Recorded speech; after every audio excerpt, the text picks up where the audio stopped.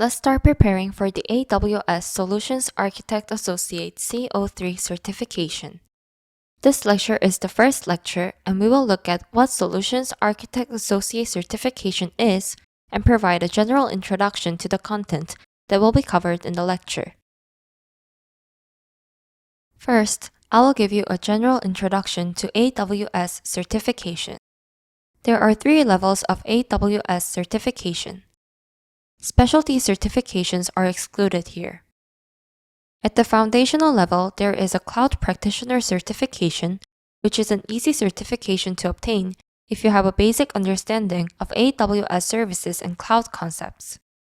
The next level is the Associate level, and the Solutions Architect Associate certification that we are preparing for is a certification that falls under this level. Among other certifications, the Solutions Architect certification can be considered the most basic certification.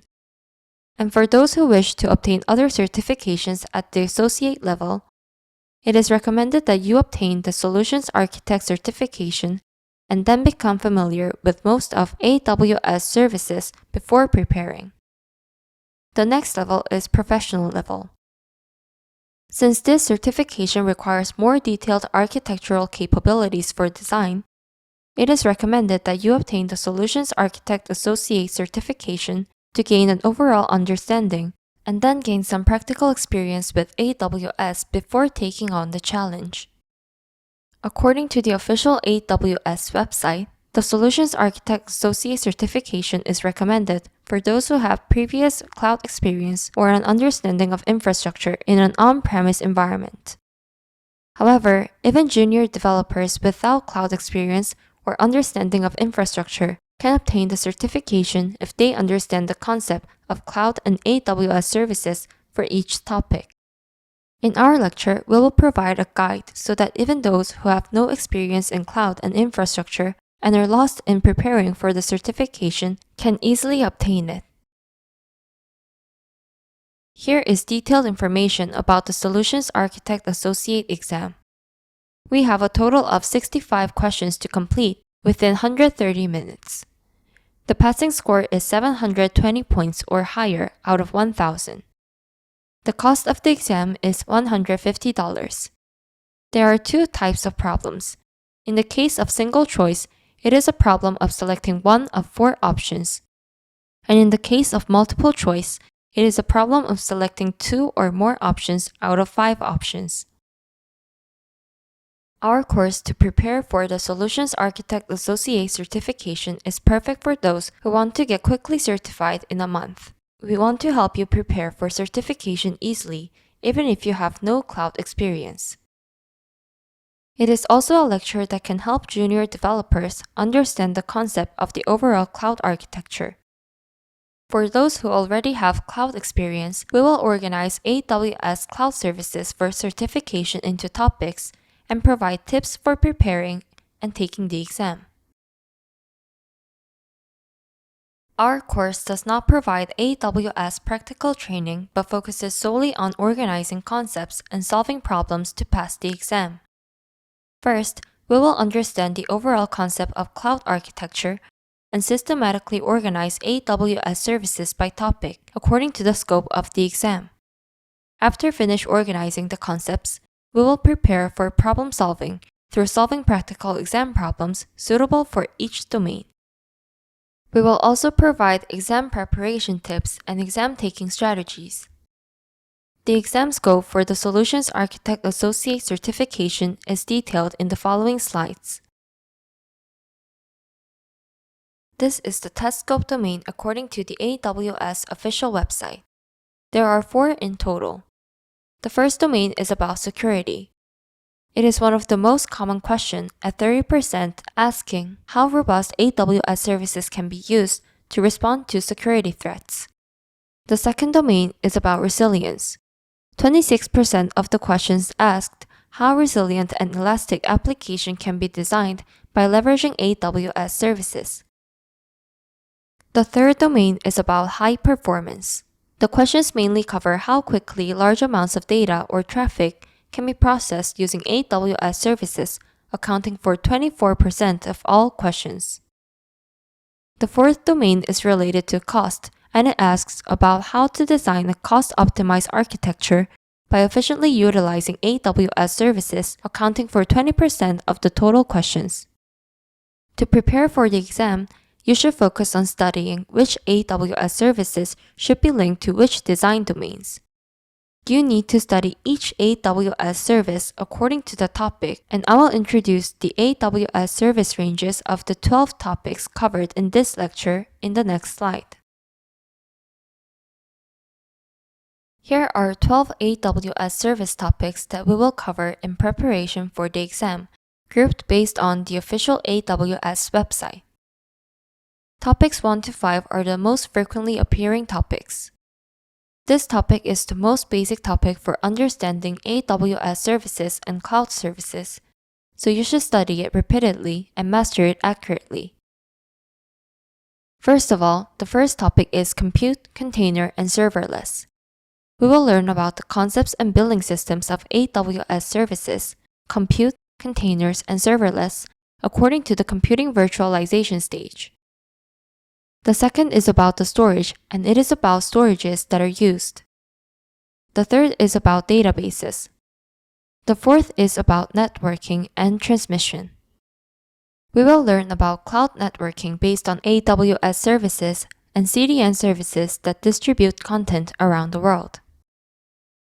The fifth is about security, identify, and compliance, which is about security, authentication, and auditing. In this topic, we will take a closer look at IAM, the most important service related to cloud authentication and security. For your information, IAM concepts and designs are applicable to other public clouds, so they will be helpful when you are directly responsible for cloud practices in the future. We will study the remaining topics one by one. The fastest way to obtain a certificate is to familiarize yourself with the 12 topics. To summarize how to prepare for the certification exam, the first thing we need to do is to have a general understanding of AWS services based on the 4 exam domains and 12 service topics. The service topic map for related services will be covered in detail in Lesson 3. Secondly, after understanding AWS services, I plan to solve practice problems and get a feel of solving real-world problems by figuring out which domain and service topic the problem is related to. For reference, there are practice problems on the official AWS website and on a dump site called Exam Topics.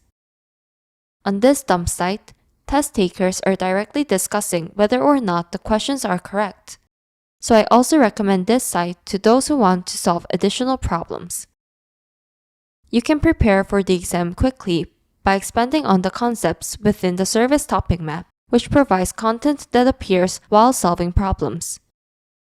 If you check the official AWS FAQ for topics that frequently appear in practice problems and cover in-depth content, it will be helpful in solving difficult problems with high difficulty. The official AWS FAQ is very extensive, so if you want to prepare for the exam quickly, it would be a good idea to familiarize yourself with only the frequently appearing services or new services. This is the service topic map I mentioned earlier. You should study the 5 main topics in detail, and in Lesson 3, we will cover how to reference and learn the relevant service topics. Lastly, I'll give you some tips for solving problems or taking tests. First, if you find the AWS service name and recognize which service topic or domain the AWS service name corresponds to, you can get closer to the correct answer. Based on this, if there are options that are not related to the service topic and domain, please narrow down the options. Also, you need to look carefully at the numbers in the problem. In particular, you can get closer to the correct answer by checking the figures related to data volume and traffic, and thinking about the most appropriate AWS service and design for the scale. This concludes our first lecture.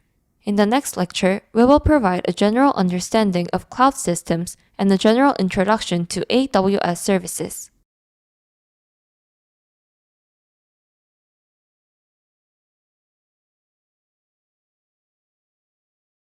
Let's start the AWS Solutions Architect Associate CO3 preparation course. Today, in the second lecture, we will cover the concept of cloud and a general introduction to AWS services.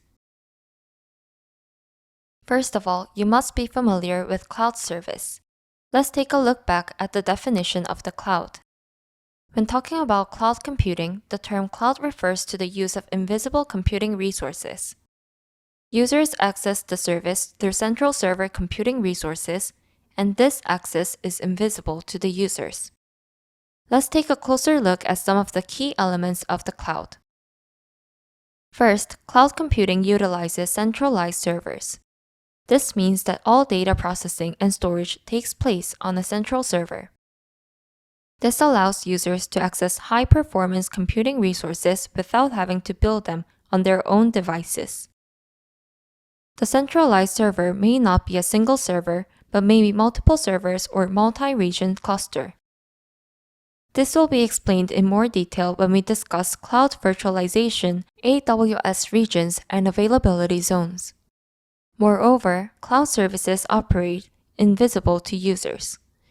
Users can use the service without worrying about complex backend processing or infrastructure. This provides the convenience of being able to use it immediately when you need it, just like using electricity. Third, cloud computing scales dynamically.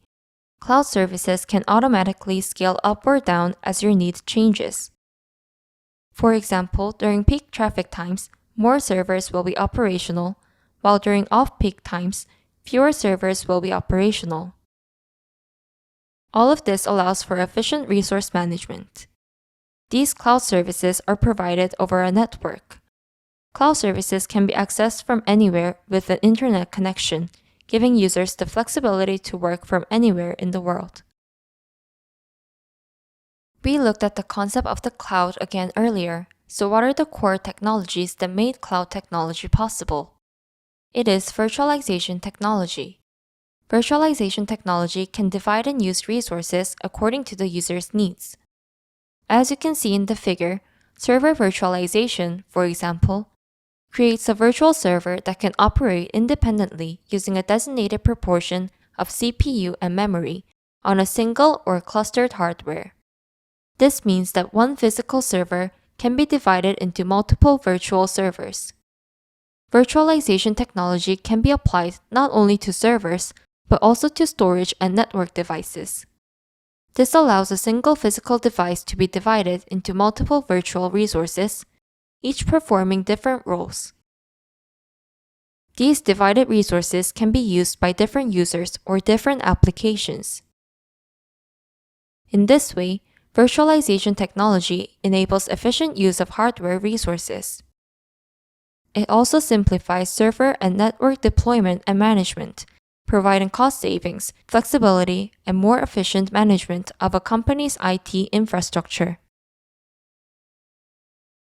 These convenient cloud services are largely divided into three types: IaaS, PaaS, and SaaS, based on the virtualization stages we looked at earlier. IaaS is an infrastructure service. PaaS is a platform service, and SaaS is a software service. First, IaaS is the lowest level of virtualization. Here, virtualization primarily refers to virtualizing hardware resources. Users install and manage software themselves, leveraging basic infrastructure such as virtual servers, storage, and networks. For example, you can create a virtual machine and run the software you need on it. PaaS is an intermediate step of virtualization. Here, virtualization provides a higher level of abstraction. Users are provided with a platform to develop and deploy applications. This allows users to develop and run applications without worrying about infrastructure such as servers, storage, and networks. For example, a developer can use PaaS to create code and upload it to the platform to run it.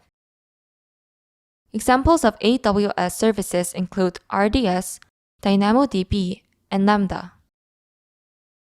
The distinction between IaaS and PaaS can be confusing, but the biggest difference is the scope of what you delegate to the cloud provider. SaaS is the highest level of virtualization. Virtualization here means virtualizing the software itself. Users get everything they need to run their application from the cloud provider. Users simply use the application and manage their data. For example, SaaS solutions such as Gmail or Office 365 are services that users can use through a web browser without separate installation or setup. Clouds can also be divided into public and private clouds. Public clouds are managed by external vendors and provide flexibly scalable resources as needed. It follows a pay-as-you-use model where users use as many resources as they need and pay only for what they use. These characteristics make the public cloud an ideal choice for scalable and cost-effective computing. A private cloud is a cloud environment dedicated to a single organization. This can be managed internally or by a third party, ensuring high control, security, and compliance. Private clouds are primarily suited for organizations that require strict data security and control. As the cloud becomes more widespread, the number of providers providing cloud services has also increased. Each cloud provider has different main services, and these days there are many cases of combining and using various cloud services to avoid being dependent on a single cloud provider. Have you ever heard of a multi-cloud strategy? Among the strategies that utilize multiple clouds, there are also concepts called multi-cloud and intercloud. Let's learn more about this. First, multi-cloud is an approach to optimizing costs and mitigating risks by using different cloud providers. By using multiple providers, you can leverage a variety of resources without being dependent on a single provider. However, these services are not integrated, so you need to manage each provider's services separately. Next, there is intercloud, which is an architectural approach similar to multi-cloud.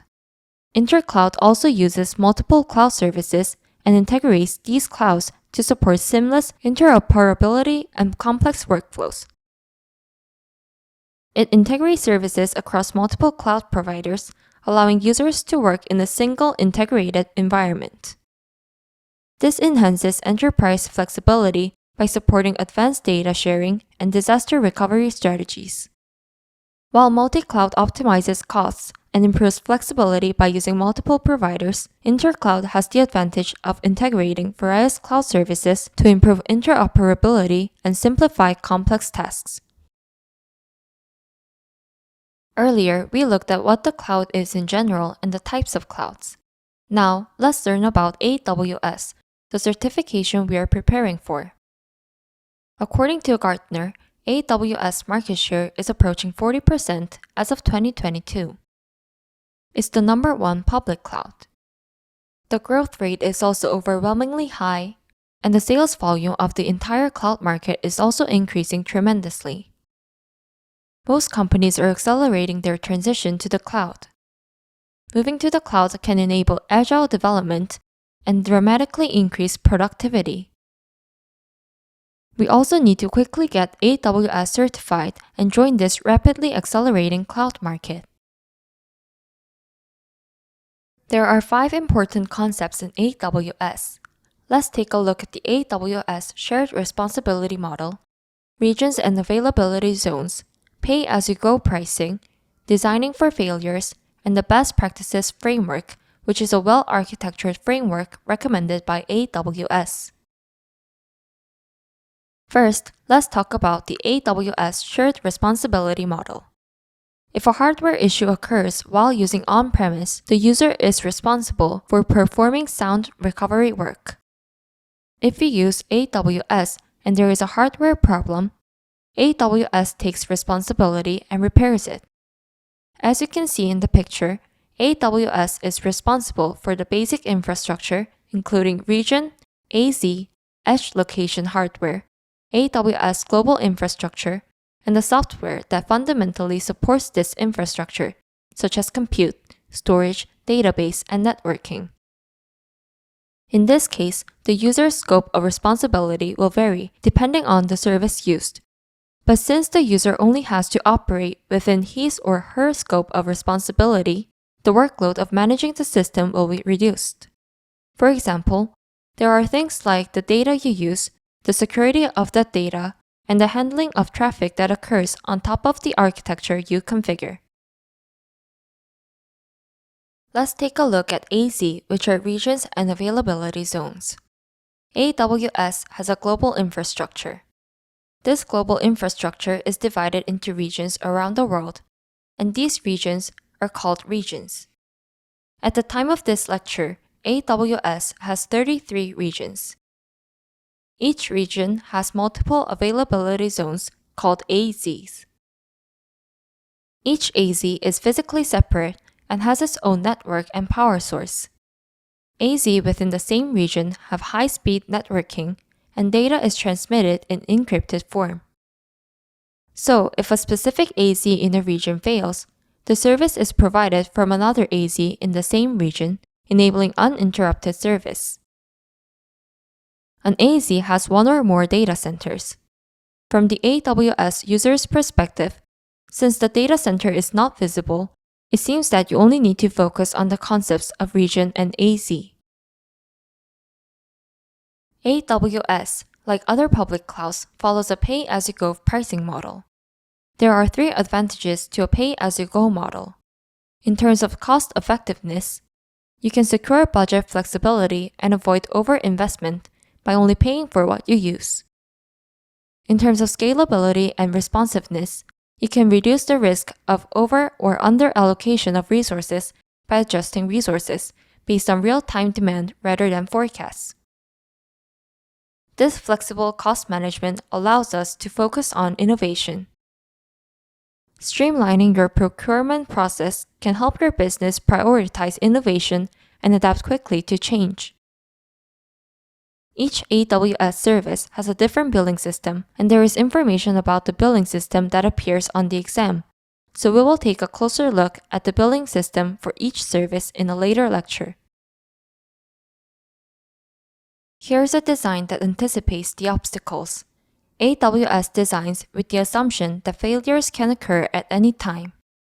By distributing servers across multiple AZs, you can provide uninterrupted service even if one or more AZs fail.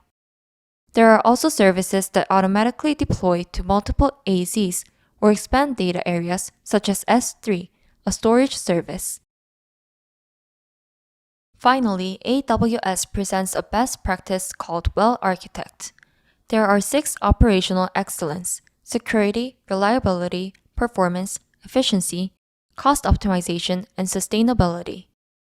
You can see that it maps to some extent to the 4 domains that we examined in Lecture 1. This is the scope of the test. It would be helpful to refer to the documents provided on the official AWS website below to prepare for the exam. Since the content is extensive, we recommend that you only look at the necessary content while solving the problems in order to obtain the certificate quickly. This concludes the second lecture. In the next lecture, we will look at all the AWS services that appear on the certification exam.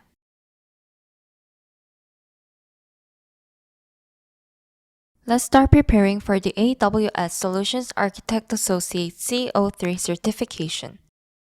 Today's lecture will provide a comprehensive overview of AWS services that will be included in the exam. Before looking at AWS services in general, it is necessary to understand the AWS Tree-tier architecture. AWS Tree-tier architecture is divided into 3 parts: presentation tier, logic tier, and data tier. Those who have experience with web development will probably be familiar with the concept of this 3-tier architecture.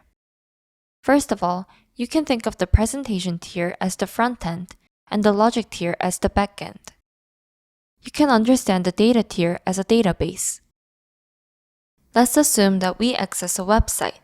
Then we will access the website through some URL using HTTP or HTTPS. You can see that you are accessing it through this presentation tier.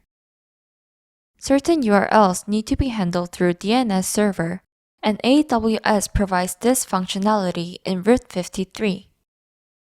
When you connect and need to be redirected to a specific page, there may be endpoints that need to be allowed. Let's say you've reached the website and you are trying to log in.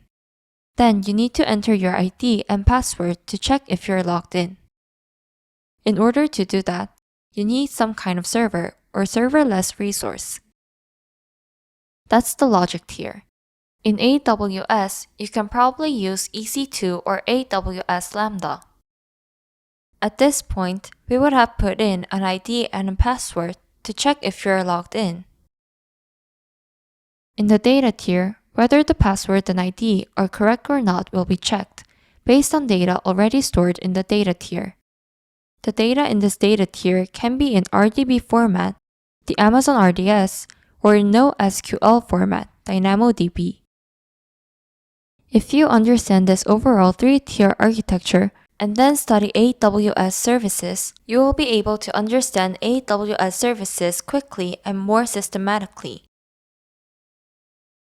As I explained in Lecture 1, there are 12 major service topics that we need to know to obtain the AWS Solutions Architect Associate CO3 certification. Among them, topics 1 to 5 are the most frequently appearing topics on the exam. We studied the three-tier architecture in advance. Among the three-tier architecture, the part corresponding to the logic tier is the compute, container, serverless part. And the part corresponding to the data tier is the storage and database.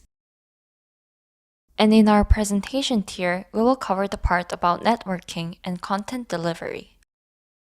If we want to utilize this architected software in a more supplementary and robust way, the security, identify, and compliance parts will be important. So we are going to mainly cover these 5 service topics. This is a service topic map that summarizes 12 AWS service topics that are included in the exam scope. As you know, AWS services are so vast that even if you are only aware of what specific AWS services do, you can significantly increase your exam accuracy rate. In the following lectures, we will examine the services in detail, focusing on the content that will appear on the exam by service topic. First, let's briefly examine each service topic one by one to understand the overall meaning.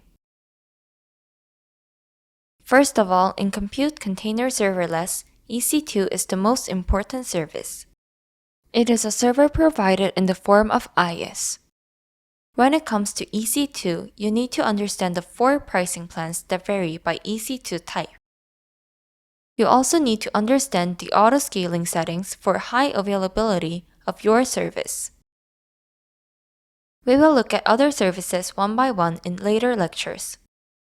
There are services that allows you to use AWS as a private cloud such as AWS Outposts and AWS Trans 5G Edge Cloud such as AWS Wavelength, and container services such as ECS and EKS.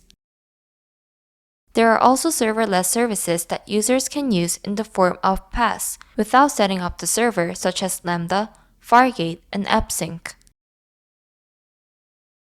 Next service topic is storage. Among AWS storages, S3 is the most representative storage. S3 can be used cost-effectively by dividing storage and managing it according to the usage cycle. Charges vary depending on the storage type. The lower the storage fee, the higher the traffic cost. Data with a long usage cycle is not used frequently, so it will be cost-effective to store it in S3 Glacier. There are also services that centrally manages backups, such as AWS Backup, and EBS, a storage that is used together with EC2. There is also EFS, which enables high-speed data transfer using NFS protocol, and a file server service, FSX. We will also learn about Storage Gateway that connects to on-premises device as well. The third service topic is database. Databases can be broadly divided into RDB, relational database, and NoSQL. There is also a ledger DB and a data warehouse DB for data analysis. If we look at AWS services by database type, first there is Amazon RDS, which is an RDB.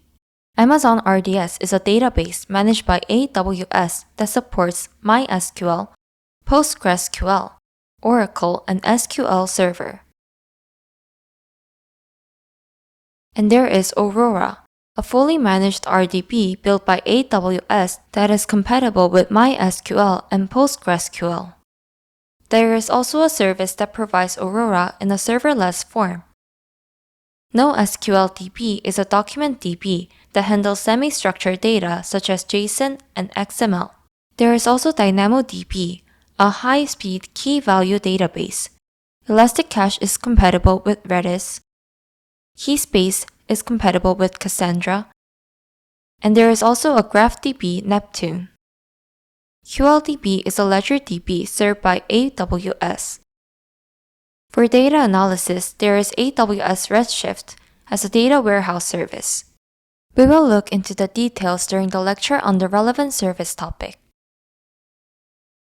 The fourth service topic is about networking and content delivery. Basically, networking operates on top of the region and AZ, an AWS global infrastructure explained in the previous lecture. Questions that ask about routing and CIDR also appear frequently in the exam, so it is important to familiarize yourself with them. The most important concept in AWS networking is VPC, a virtual network. You should also know the difference between a subnet, which is a smaller network unit than a VPC, an internet gateway, and a NAT gateway, which enables external internet communication. Also, to set up network security, you need to have a basic understanding of NACL and security groups. Additionally, there is AWS Shield and AWS WAF. You also need to understand VPNs to connect on-premises or VPCs, and a service called AWS Direct Connect that creates a dedicated line between AWS and on-premises. There is also AWS Transit Gateway, a service that integrates VPC connections, and AWS Private Link, which sets up endpoints for VPCs. There are three content delivery services: CloudFront, a content delivery network CDN service, Route 53, an AWS DNS service, and AWS Global Accelerator, which reduces latency by quickly transmitting content using high-speed networks. Finally, there is the Elastic Load Balancing ELB service, which acts as a load balancer that can adjust traffic to ensure high availability. We will look into the details during the lecture on the relevant service topic. The fifth service topic is about security, identify, compliance. Security-related services are services that help with firewall management and cloud security. There are AWS Firewall Manager, AWS Guard Duty, Amazon Inspector, and Amazon Messi. In the Identify section, there are services for authentication, and IAM is the most important service for AWS authentication. IAM is a concept that applies to other public clouds as well. All controls in AWS are managed by IAM. IAM has a user, group, and role system. Key management services include AWS Cloud HSM and AWS KMS. Compliance includes services that help with security audits such as AWS Artifact, AWS Audit Manager, and Amazon Detective. We will also look into more details in the lecture on the relevant service topic. These 5 service topics are the most frequently tested topics in the exam. We recommend you to check the FAQs for each service within the 5 service topics. We will quickly look at other service topics as well. The 6th service topic is management and governance. These are services for making good use of the software we have architected.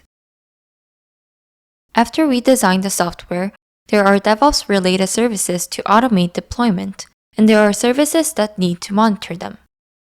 There are support systems in AWS, and this support system helps you to make sure that your architecture is good or get help. You can also manage licenses or configs. AWS also provides governance tools, and one of them is AWS Service Catalog. We will explain the details of each service during the lecture on the relevant topic. The seventh service topic is migration and transfer. This topic covers services that can help you migrate to AWS or transfer data to prepare for failures. There are terms you should know in this service topic. RPO refers to Response Point Objective, and RTO means Response Time Objective. These are terms that you should try to understand while understanding AWS services. The eighth service topic is application integration. Application integration on AWS is a set of services that enable communication between decoupled components within microservices, distributed systems, and serverless applications. You need to understand how these services are used. The ninth service topic is analytics and machine learning. It is one of the hot topics these days. In the analytics sector, there are services for streaming real-time data and services that support big data Hadoop clusters. There are services provided in the form of data warehouses and workflow services that automate these data pipelines. AWS also provides services that support analytics and data governance services that can govern these analytics data. Marketplace services allow you to access data created from analytics projects. AWS provides different types of machine learning services as well, but we will discuss detailed information about the service in the lecture on the relevant service topic. The 10th service topic is related to developer tool and front-end web mobile. Among the developer tools, there is a service called AWS X-Ray, which provides distributed application tracing and debugging services. Also, AWS offers a variety of tools and services to support the development workflows of native iOS, Android, Reactive Native, and JavaScript developers. It supports developers who are new to AWS to easily develop, deploy, and operate applications. It is also a service that automatically scales from prototype scale to support millions of users based on the speed and stability of AWS infrastructure. For more details, please refer to the lecture on this particular topic map. The 11th service topic is the media services topic. AWS has media services that enable you to quickly and easily create, transform, and deliver digital content across any cloud. We will learn about media services that are provided on a pay-as-you-go basis and media services that allow you to produce creative projects. The 12th service topic is AWS Cost Management. AWS Cost Management tool helps you understand your AWS costs and usage. There are a variety of AWS cost management tools that help you access, organize, understand, control, and optimize your costs. So far, we have looked at AWS services that cover the entire test scope. There may have been unfamiliar terms while listening to the lecture, but the contents covered are essential to understand, so please look them up in your own time and make sure to understand them before moving on. In the following lectures, we will examine each service topic one by one based on this service topic map, and also solve example problems. If you understand the AWS service names and what role they play, you will be halfway to getting certified. If you study by expanding on what you have learned through FAQs, papers, and problem solving based on this map, you can quickly obtain the certification. This concludes the third lecture. In the next lecture, we will cover the first service topic, Compute Container Serverless topic, in detail. Let's start preparing for the AWS Solutions Architect Associate CO3 certification. Today, in the fourth lecture, we will learn about the first service topic, Compute Container Serverless. This is the Compute Container Serverless service topic map. Let's learn about them one by one in order. First is EC2, the most frequently used service in AWS. The full name of EC2 is Elastic Compute Cloud, and it is an IaaS service that provides servers. If we use a server in an IDC center, we will need a server rack, network infrastructure, and an OS for the server. AWS will set up this infrastructure and even a hypervisor, a software that virtualizes the server and allows it to be used separately. AWS users can be considered to be using virtual machines, VMs, that are virtualized on top of a hypervisor. On top of VM, users can install a guest OS and configure settings for scale out and availability. You can also use it by uploading the application to it. So, how do you create EC2? We need to install a guest OS, but at this point, we already have an image that has the guest OS configured. This is called an Amazon Machine Image AMI. In this case, an image is a template file that contains the virtual machine's operating system, applications, data, and settings. You also need to decide the instance type of EC2. Instance type selection allows users to select the components of the virtual machine based on their intended use. This EC2 will be located in a virtual network called VPC. You need to decide where the VPC will be located and also decide which storage volume will be connected to the EC2. Storage also has types, not just volume, and you need to set up access control to EC2 in the security group. The VPC and security group parts will be covered in detail in the networking and content delivery section, and the storage part will be covered in detail in the storage service topic section. Let's take a closer look at the Amazon Machine Image AMI. As I mentioned earlier, an image is a template file. That template will contain configuration settings for the OS and software. So when a user creates an EC2, he or she selects an image of a specific AMI. The OSs we are trying to create may be diverse. As you can see here, you can create macOS, Amazon Linux, and you can create different ones depending on the OS type or settings. The screen you see here is the screen you can select OS when creating EC2 yourself. We talked about instance types earlier. Instance types are types of EC2 computing. Each string in the type has its own meaning. In the case of English letters in front, it means an instance family. First, there is the general purpose TMMAC that we mostly use. You can choose whether it is optimized for computing or optimized for memory. The instance type may vary slightly depending on whether you want to optimize for storage or want to accelerate computing. You can identify which instance it is by looking at the English string in front. There is also generation where you can see what version this instance is, and behind the dot indicates the size. Let's take a closer look at the EC2 pricing plan, which frequently appears on exams. We said that EC2 is a service that rents IaaS servers. The type of server you rent is slightly different for each pricing plan. In the case of on-demand, it is strictly based on usage. This is the type we use when the situation is constantly changing, or we don't know how long we will use it. Next is the reserved instance. For reserved instance, you pay for 1 to 3 years in advance. This cost can be discounted by about 72% compared to on-demand. This instance is usually suitable when being used for more than 1 year. There is also a saving plan, which is a pricing plan similar to reserved instance. The saving plan also offers a 72% discount, and you pay for 1 to 3 years in advance. However, there is a big difference between reserved instance and saving plan.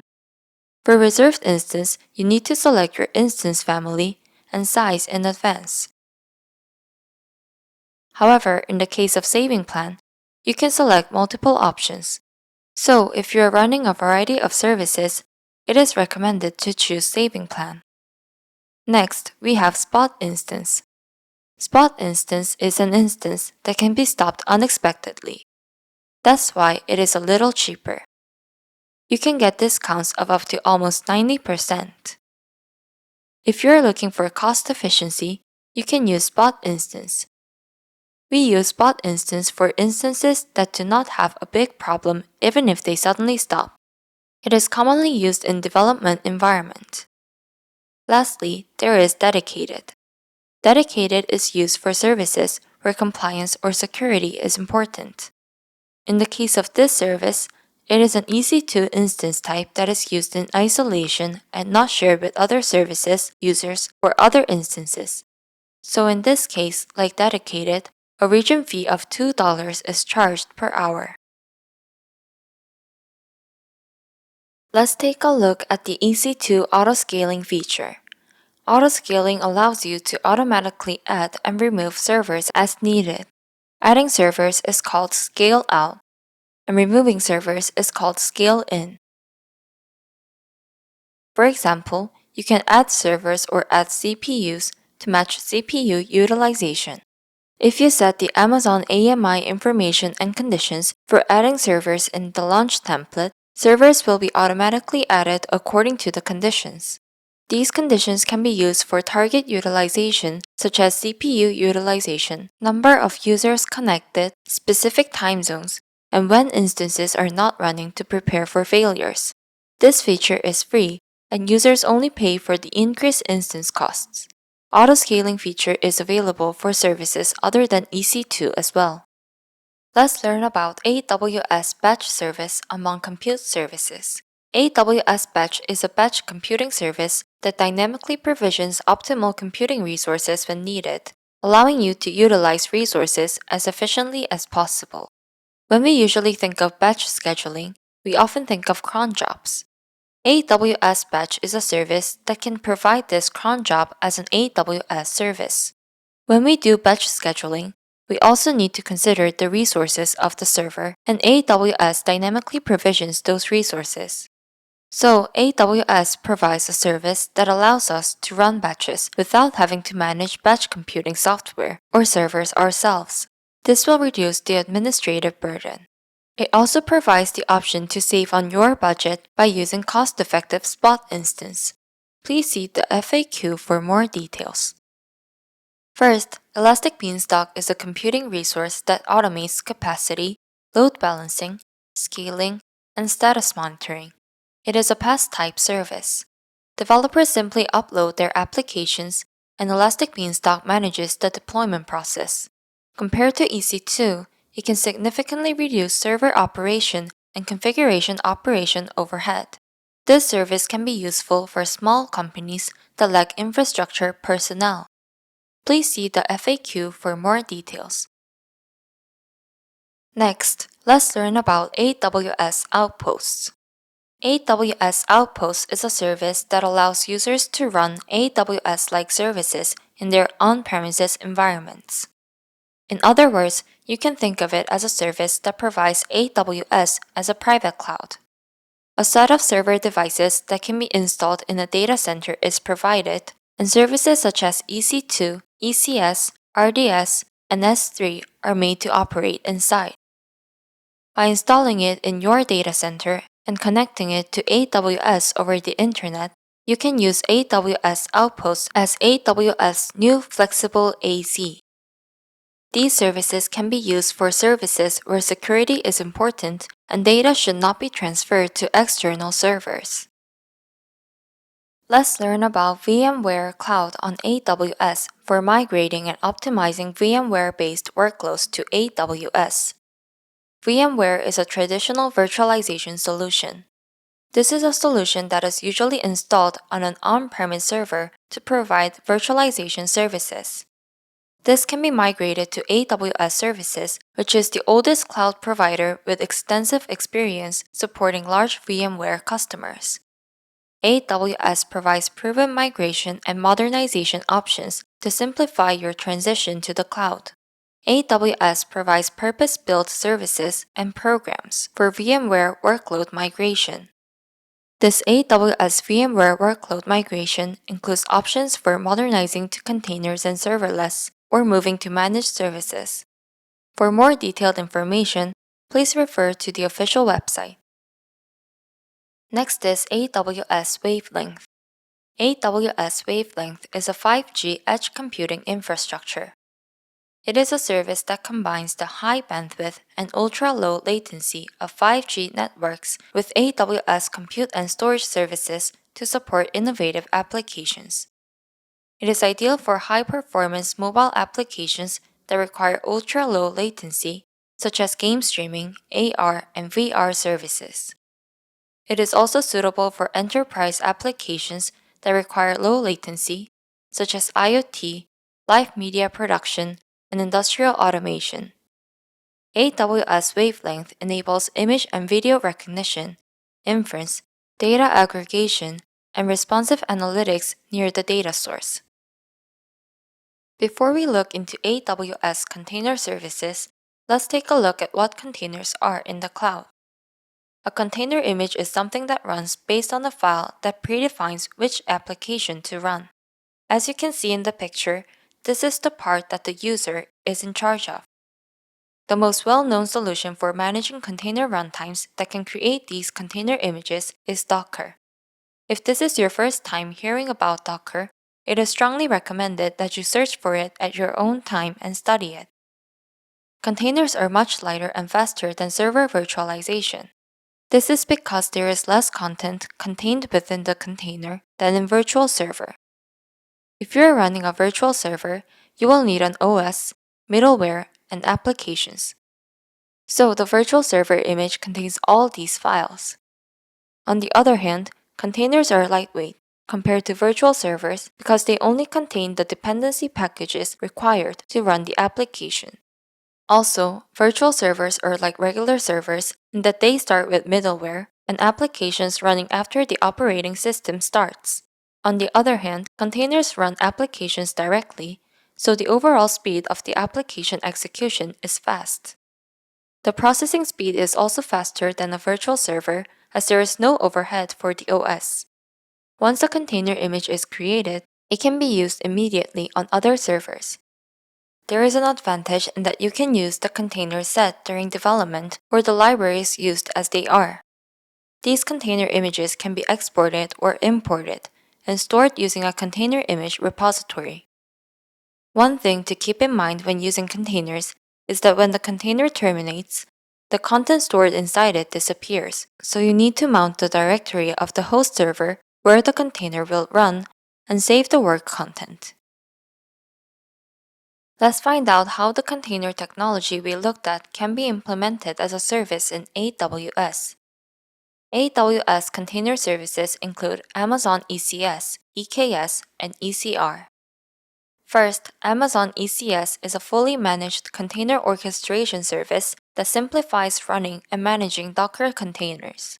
Amazon EKS is a managed service that makes it easy to run Kubernetes on AWS. Finally, Amazon ECR is a secure managed Docker container repository that makes it easy for developers to store, manage, and deploy container images. Some of you may be unfamiliar with the terms container orchestration and Kubernetes.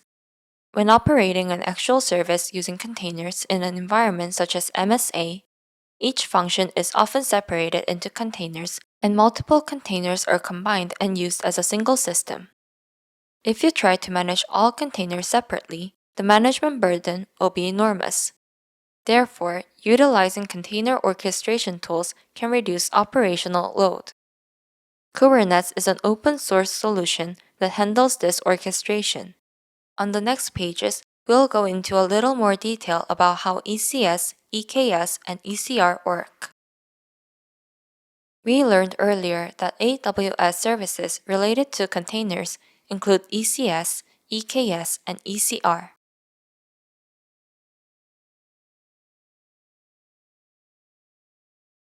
The biggest difference between ECS and EKS is whether AWS or Kubernetes handles the container orchestration function. ECR is a container image registry. This allows users to manage their defined container images in AWS and easily deploy them to ECS and EKS. Each container is included in a node.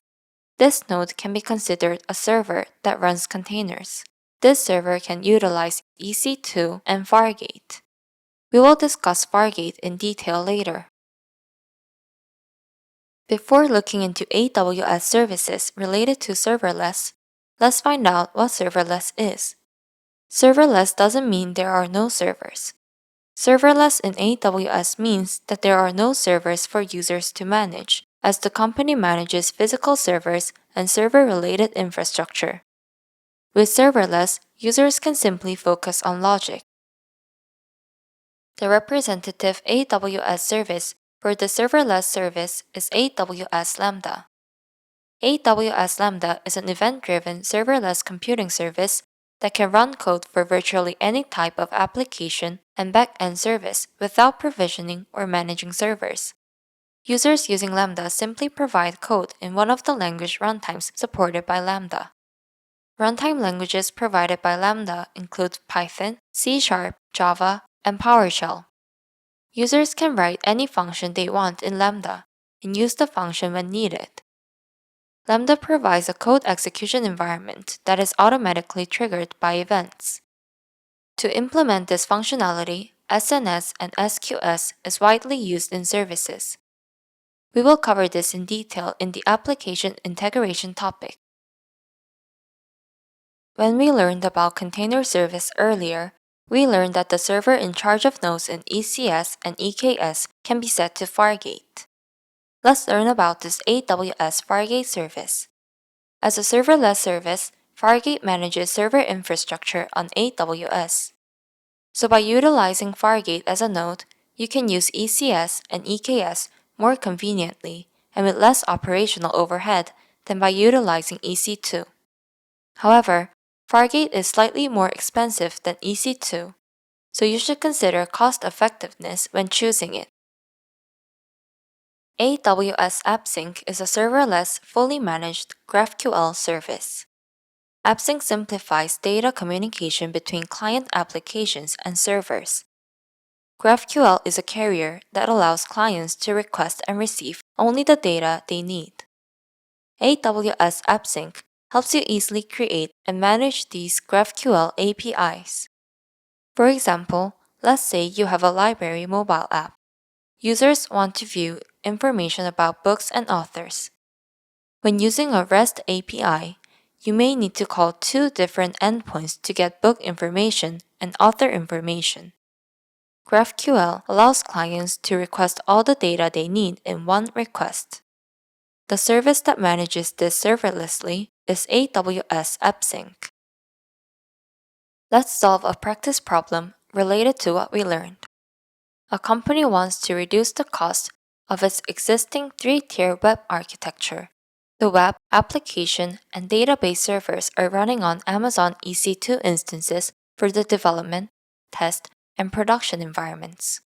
The EC2 instances average 30% CPU utilization during peak hours and 10% CPU utilization during non-peak hours. The production EC2 instances run 24 hours a day. The development and test EC2 instances run for at least 8 hours each day. When development and test instances are not in use, the company wants to implement automation to stop. The question is, which EC2 instance purchasing solution will meet the company's requirements most cost-effectively? The important thing here is the cost. Let's look at them one by one. First of all, for production, which instance is the most appropriate? It needs to run 24 hours a day. It won't turn off, and for now, you can assume that it will continuously be used. It would be cost-effective to get a 72% discount through the reserved instance. In cases like testing and development, it seems like it would be suitable to use Spot, but the company wants to turn it off when not in use. Then, using on-demand would be more suitable than Spot. It is a pay-as-you-go model, So for production, a company should use reserved, and for test and development, it should use on-demand instances. Therefore, B is the correct answer. Here's the next problem. A company is designing an application. The application uses an AWS Lambda function to receive information through Amazon API Gateway and to store the information in an Amazon Aurora PostgreSQL database. During the proof of concept stage, the company has to increase the Lambda quotas significantly to handle the high volumes of data that the company needs to load into the database. A solutions architect must recommend a new design to improve scalability and minimize the configuration effort. Which solution will meet these requirements? First of all, you need to use a Lambda function. Lambda functions, as we learned before, are a serverless solution. There is a Lambda in the front end, and this is loaded into the Aurora database. Now, the important thing here is that this configuration effort must be minimized. Then, it should be done as serverless as possible. Let's check the services in the options below. There is Lambda and EC2 instance in option A and DynamoDB in option B. Then in C, there is Lambda and Amazon Simple Notification Service, and in D, there is Lambda and Amazon Simple Queue Service. So we need this configuration serverless to reduce the effort. Then this EC2 instance will be heavy. The question said that we will use PostgreSQL database, but there is DynamoDB in B. Then there are only two options left. When using Lambda functions, should a company use SNS or SQS? Since the question mentions about Lambda quota, we should use a queue service together with this volume to process it sequentially. So the correct answer would be D. You can check the services like this. Delete the unrelated services first, and then find the option that combines the related services that meet the requirements asked in the question.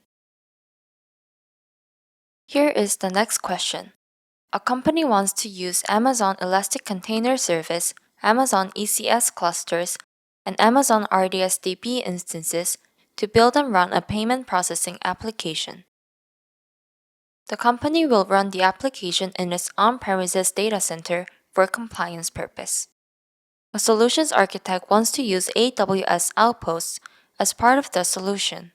The solution architect is working with the company's operational team to build the application.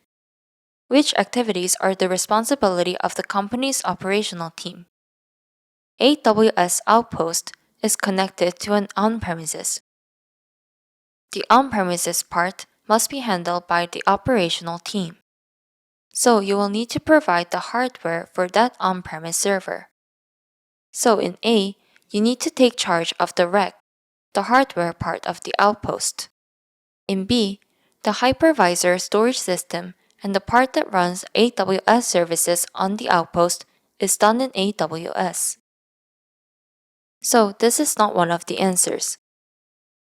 In a data center environment, physical security and access control are required, and this is the responsibility of the operational team. The part that enables the outpost infrastructure to be placed on the outpost rack is handled by AWS. The physical management part is handled by the customer. The part about migrating ECS clusters and managing events is handled by AWS. So to summarize, the customer should take care of managing the physical hardware. So the answers would be A, C, and E.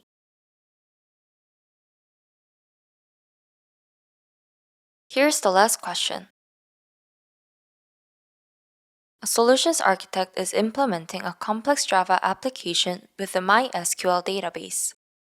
The Java application must be deployed on Apache Tomcat and must be highly available. What should the solutions architect do to meet these requirements? Let's take a look at each of the options that a solution architect should offer. When you see a problem, you should check the services first. Let's think about which one reduces overhead the most. AWS Lambda, Amazon API Gateway, AWS Elastic Beanstalk, Amazon Elasticache, and Amazon EC2. Lambda is serverless, but Lambda is not managed by the OS. Elasticache is DB, so we remove A and C.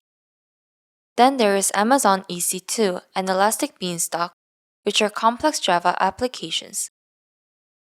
To reduce overhead, we need to offload more parts to AWS. Amazon EC2 is IaaS and Elastic Beanstalk is PaaS.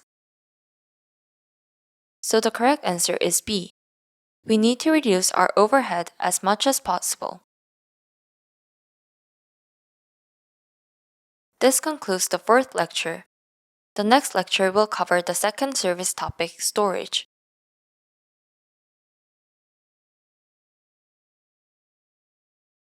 Let's start preparing for the AWS Solutions Architect Associate CO3 certification.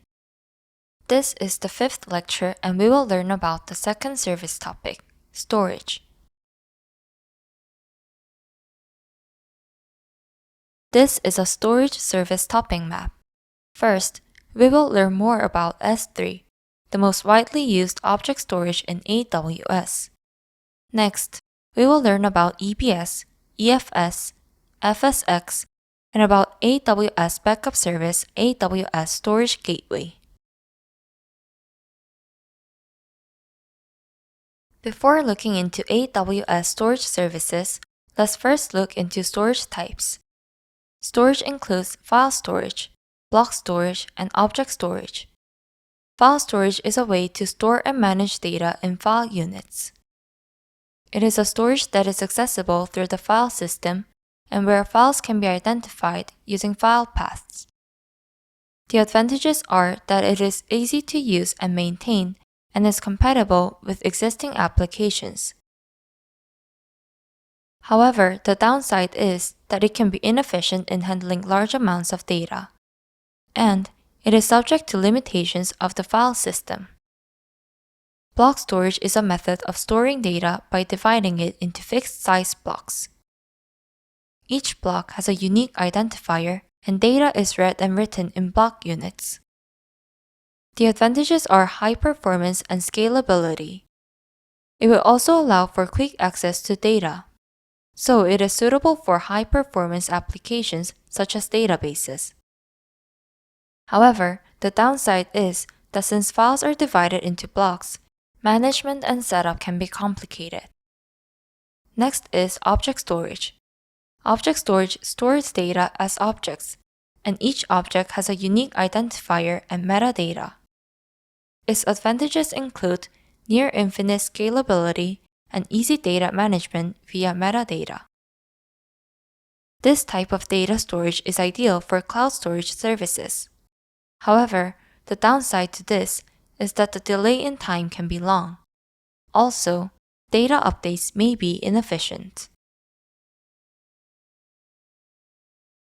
We learned about storage types earlier. Let's learn about S3, AWS Object Storage.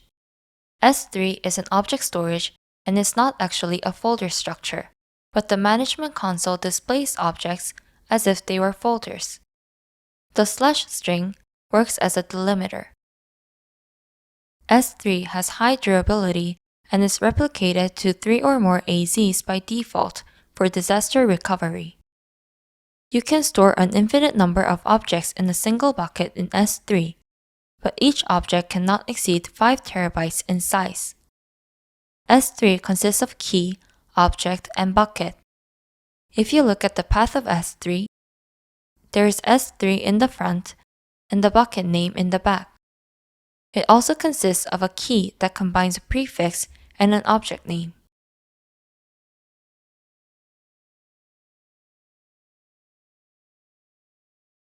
S3 usage types are divided according to the frequency of use of objects stored in S3. This S3 usage type is called a storage class. Let's take a look at the storage classes one by one. First, S3 Standard is the most basic type. It is used when frequent object access occurs and is basically replicated to 3 or more AZs. Next is standard IA. Standard IA has less frequent use of stored objects than standard. This type also replicates objects to 3 or more AZs by default. Next is one-zone IA. Like standard IA, objects are accessed less frequently.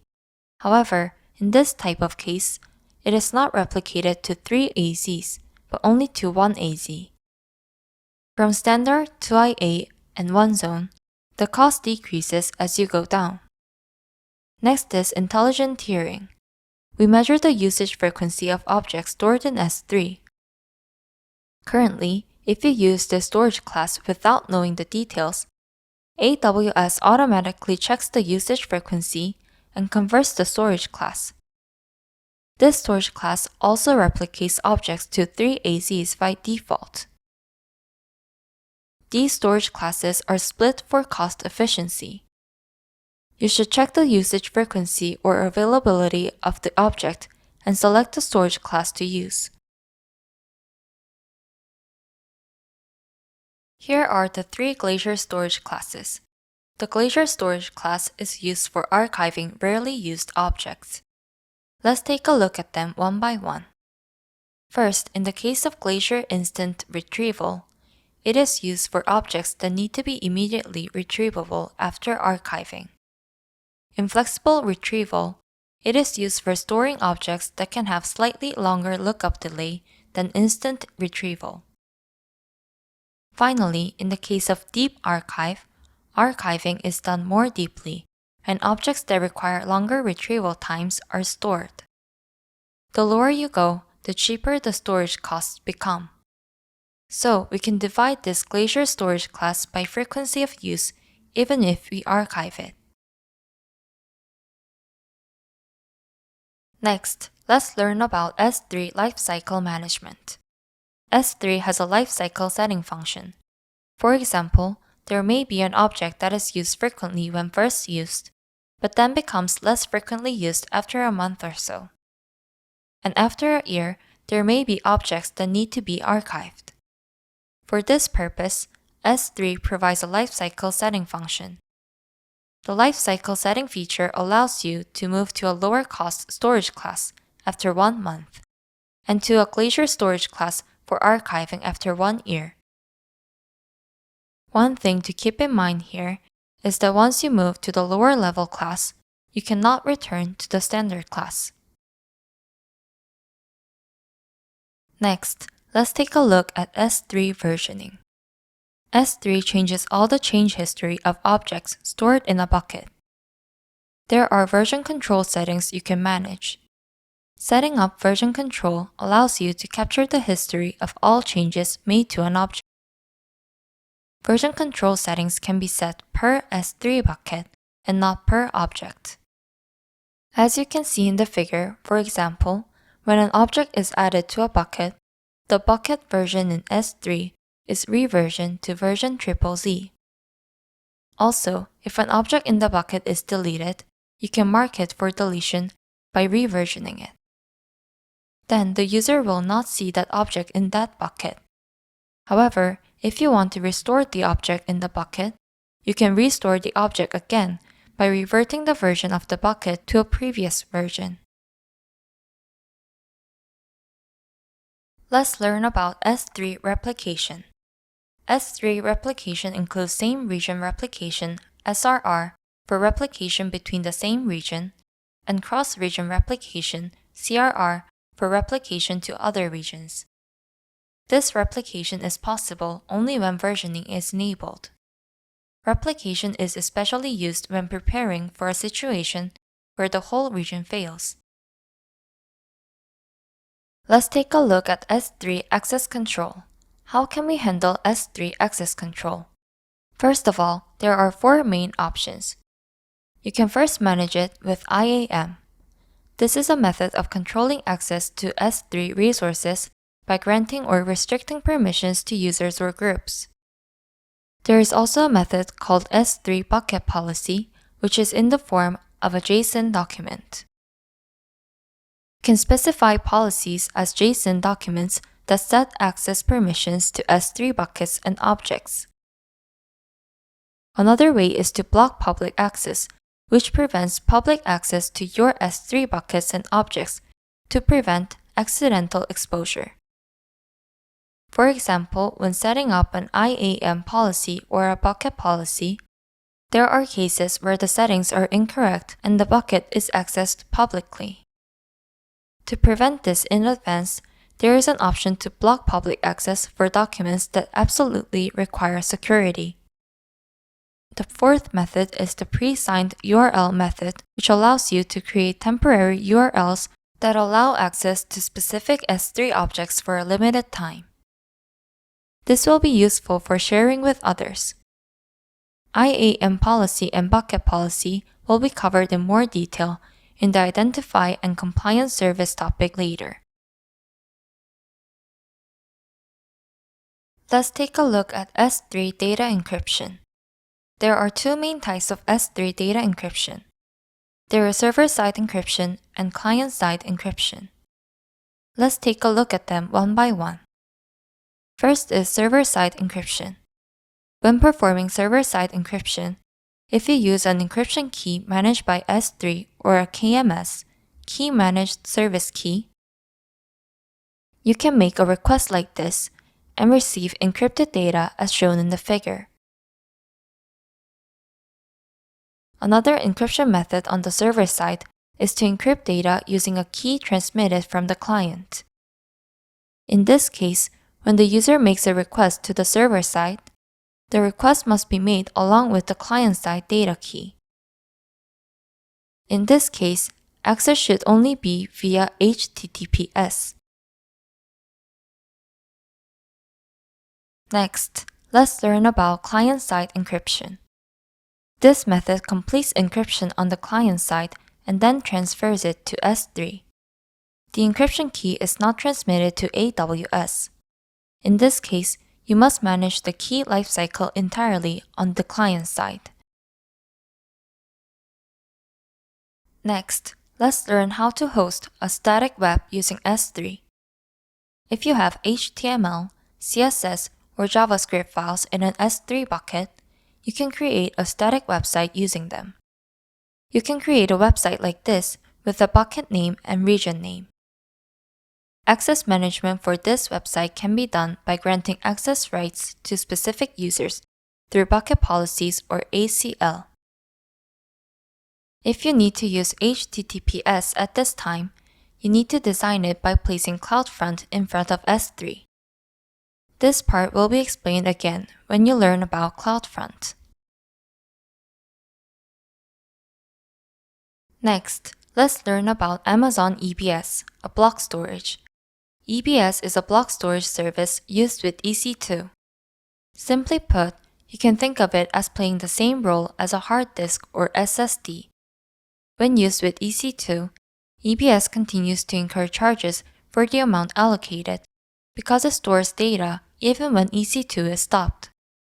EBS also stores data logs and configuration information for EC2 applications. By default, one EBS volume is attached to an EC2 instance, but it is possible to attach additional volumes. EBS volume types include SSD, IOPS SSD, and cold HDD, and you can choose according to your purpose. EBS also provides snapshot and backup capabilities. This will help you keep your data safe and recoverable. Next, let's learn about EFS, a file storage. EFS is a file system that uses NFS v4 protocol. This storage supports petabytes and provides 99.99% availability. It also provides storage-based auto-scaling capabilities, allowing you to automatically adjust capacity based on usage. Next, let's learn about Amazon FSx. FSx is also a file storage.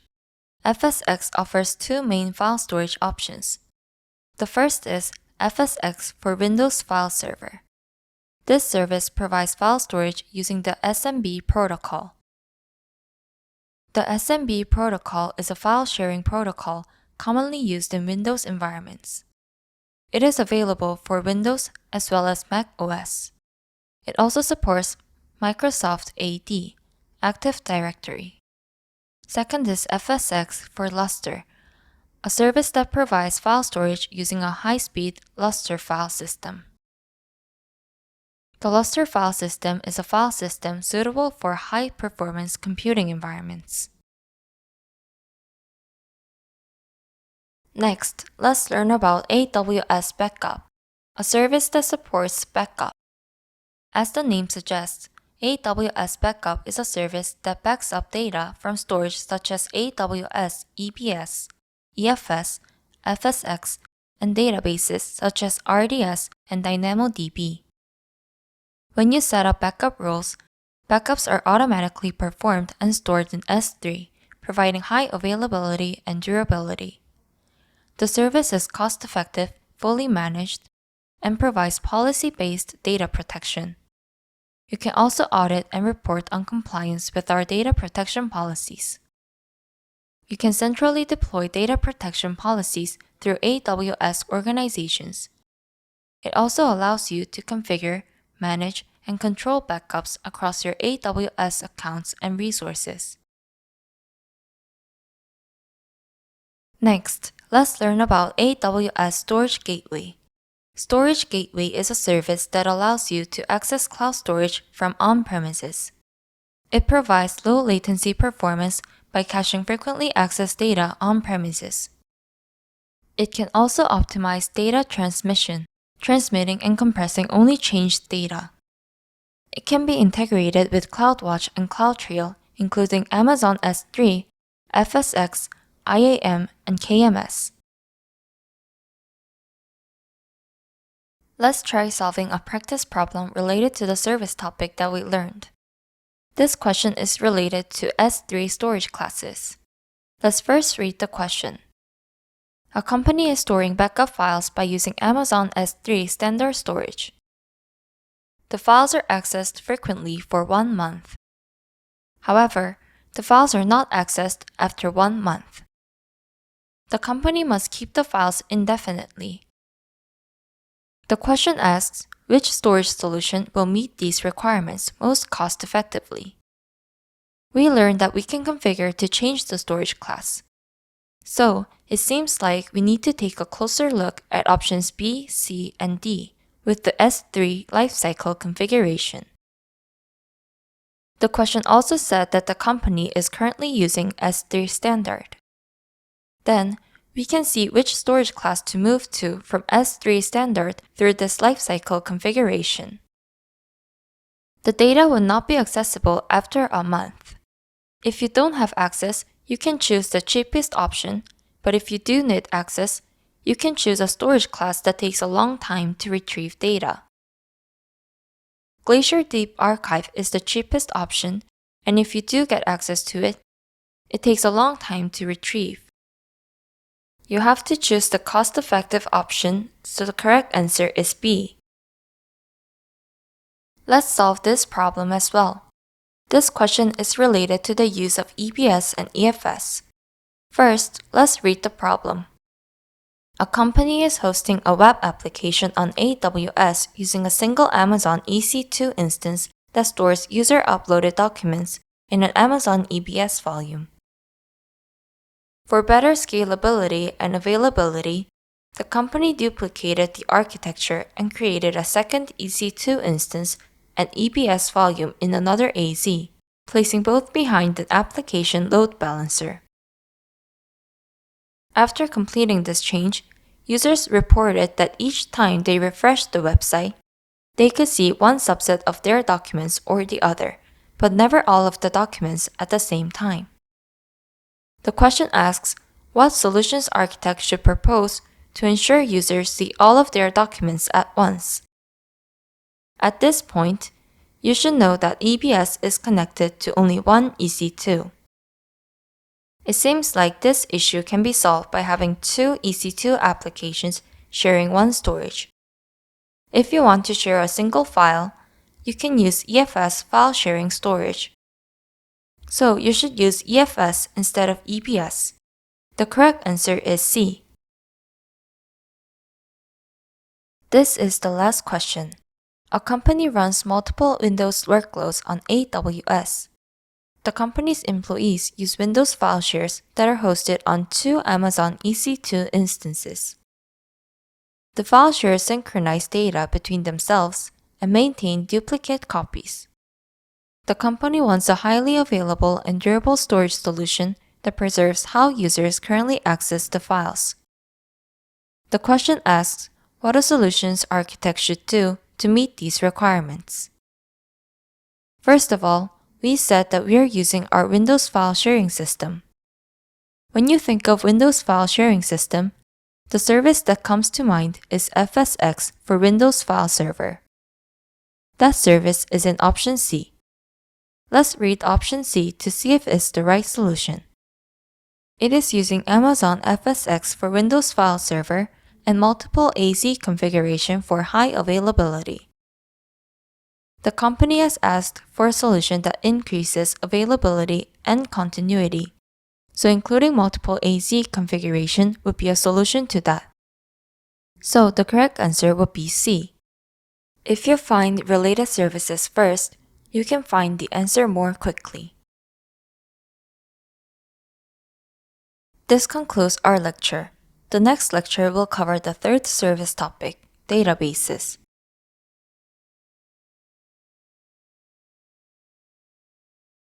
Let's start preparing for the AWS Solutions Architect Associate CO3 certification. Today, in the sixth lecture, we will cover the third service topic, the database. First, let's look at the database service topic map.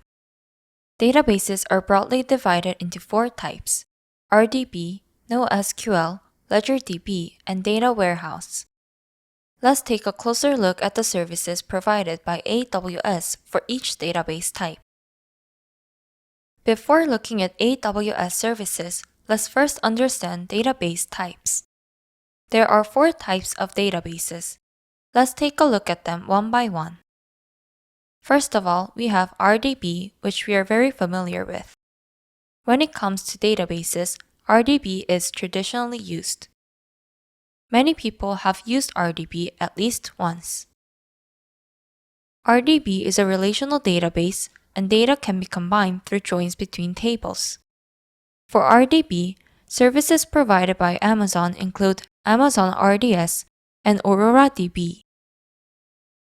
Next is NoSQL. NoSQL has a more flexible schema structure compared to relational database. NoSQL has database in document, graph, key value, and wide column formats. First, in the case of document database, it is a database that can use documents such as JSON or XML as a database. Among AWS services, services such as DocumentDB can support document database. Also, in the case of GraphDB, it is a database that has strengths in representing relationships. It is a database commonly used in social networks. AWS supports graph databases with a database called Neptune. There is also a database in key value format. It is a database for high-speed processing. AWS services that support key value databases include DynamoDB or Elasticache. Next is a database in wide column format. Wide column can have different columns for each row. You can use it a little more flexibly. The AWS service that supports this database is Keyspaces. The next database type is a ledger database. A ledger database has something called a journal, which allows for the history of incoming transactions to be managed. This journal can only be added to and not be deleted. This ensures the reliability of this change history management. This is a type of database that is widely used in places where change history is important, such as banking or insurance transactions. AWS provides this database format as the Amazon Comprehensive Ledger Database. Next is the data warehouse. A data warehouse is a warehouse-type data storage that helps you collect data from various data sources into a single warehouse format and analyze and utilize this data. The AWS service that supports this storage is Amazon Redshift. Earlier, we looked at database types. Now, let's take a look at the database services provided by AWS one by one. First, let's learn about Amazon RDS, an AWS service supported in RDB format.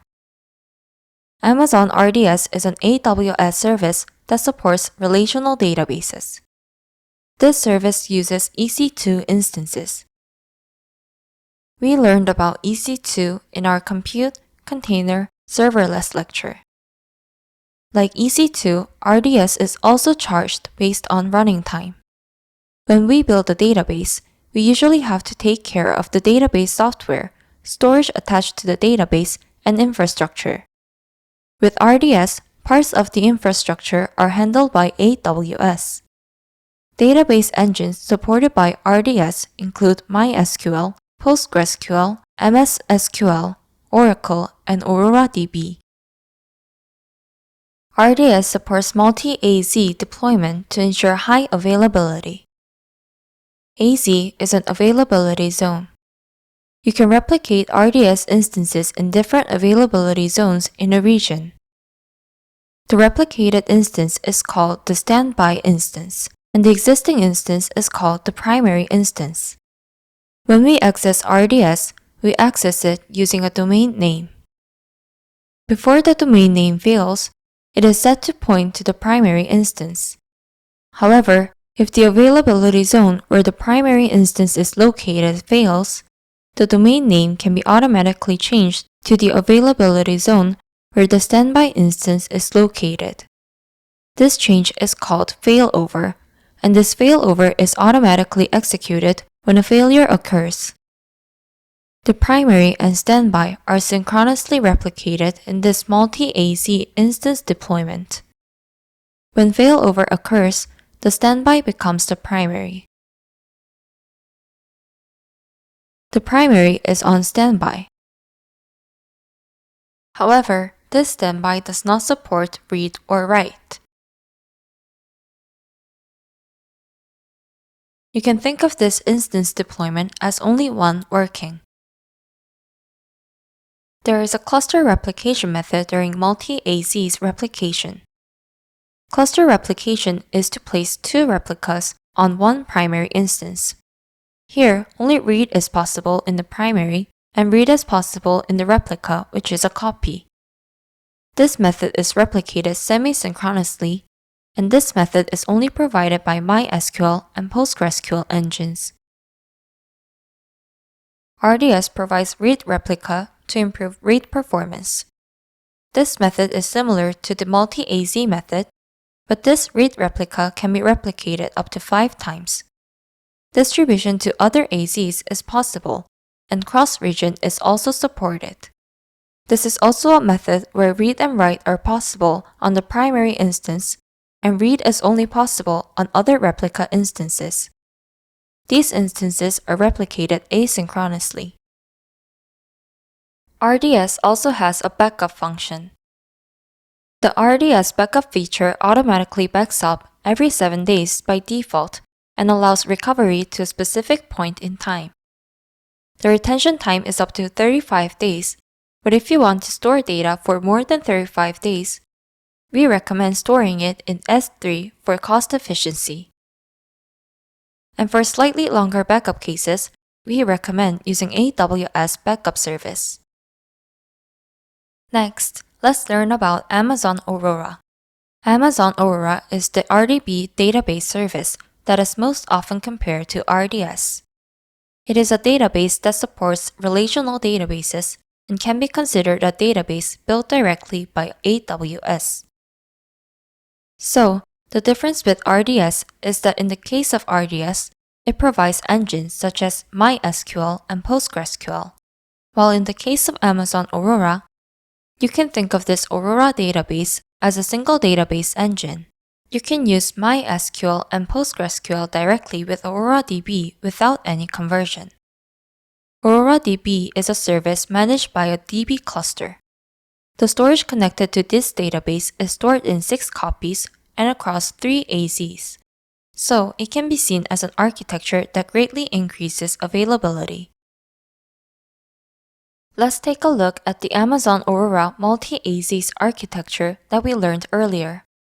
As mentioned earlier, the storage connected to this Amazon Aurora database is clustered and shared. This storage is stored and replicated across 3 AZs, and the Aurora database can have multiple primary instances. This format supports multi-master. You can also place read replicas in Aurora to improve read performance. Aurora can have up to 15 read replicas, while RDS can have up to 5. Replica can automatically fail over, and this read replica can also be replicated to other regions. However, in other regions, you cannot have a primary instance and only a read replica instance can be placed. You can consider that instances in other regions only have read access. Let's take a look at Amazon Aurora's backup. As mentioned earlier, Aurora is replicated across 3 AZs, so it supports automatic recovery. In the case of DB snapshots, data from up to 5 minutes ago is saved, so you can immediately restore content from 5 minutes ago. Next, let's take a look at Amazon Aurora Serverless. Aurora Serverless refers to a service that uses Aurora in a serverless form. The case in which this serverless form is used is when the exact usage of the Aurora database is not known right away. So, there is an advantage in that you don't have to specify the instance size.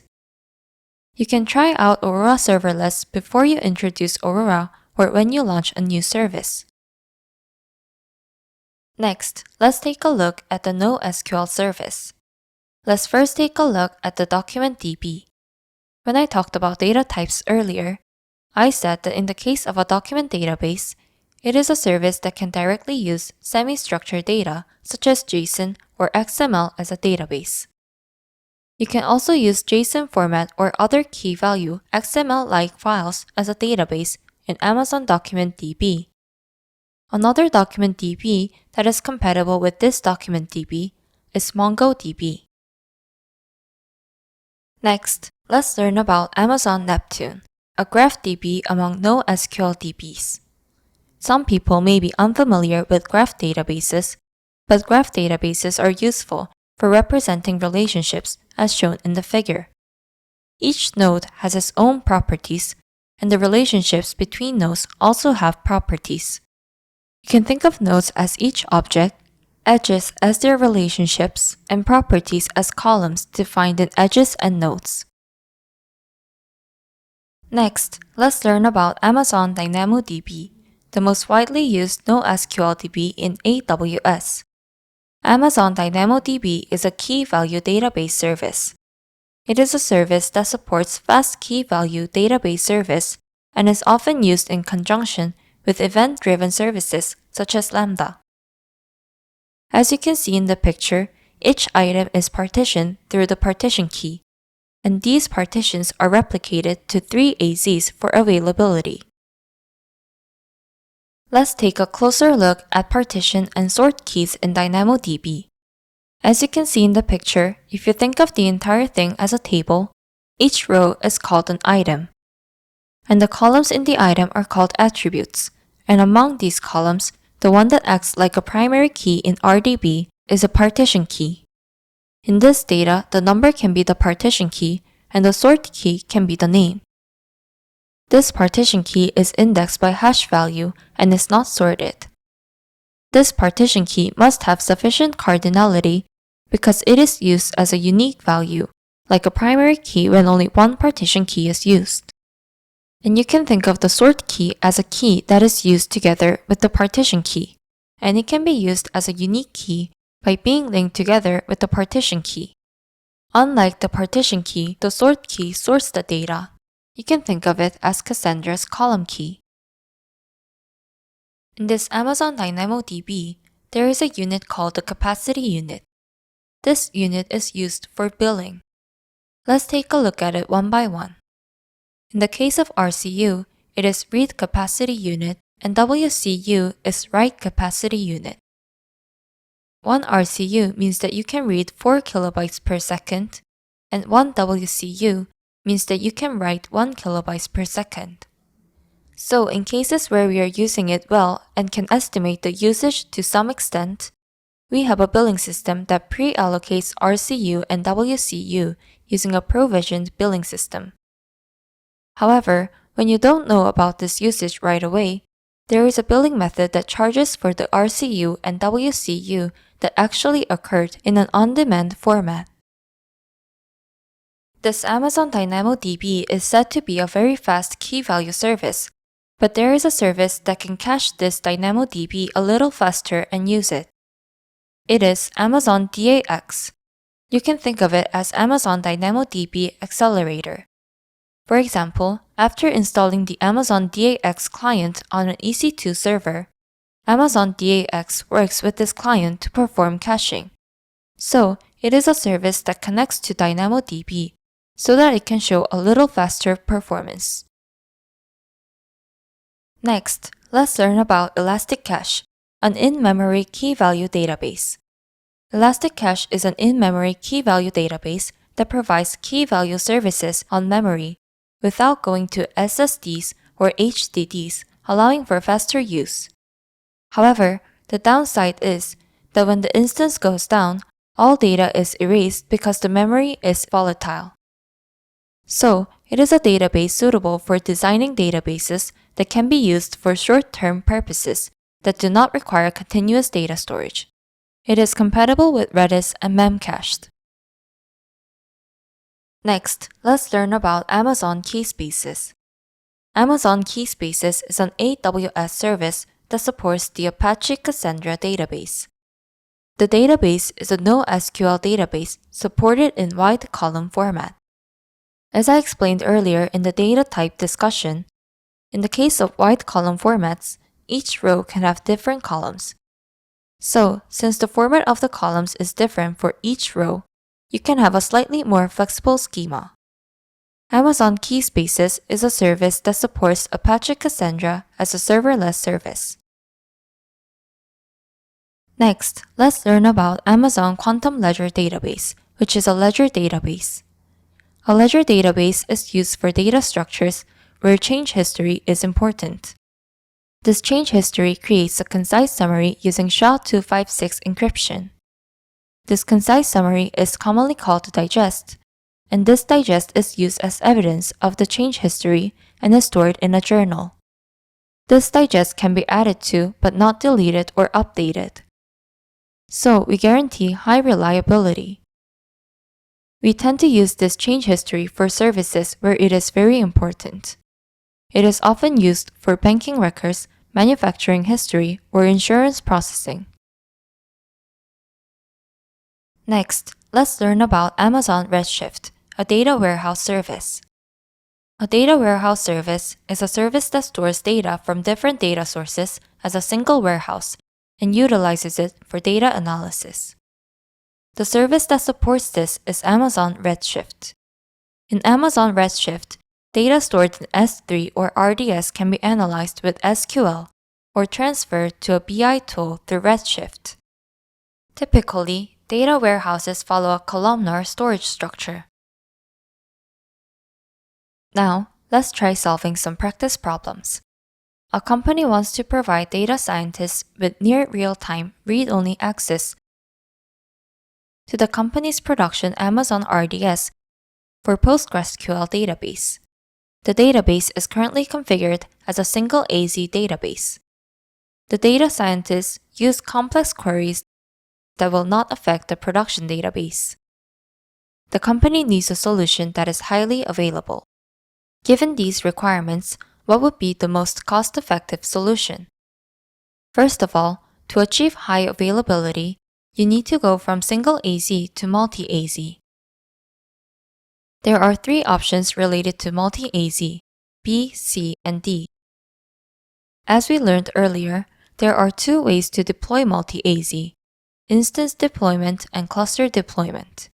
First, data scientists have access to read.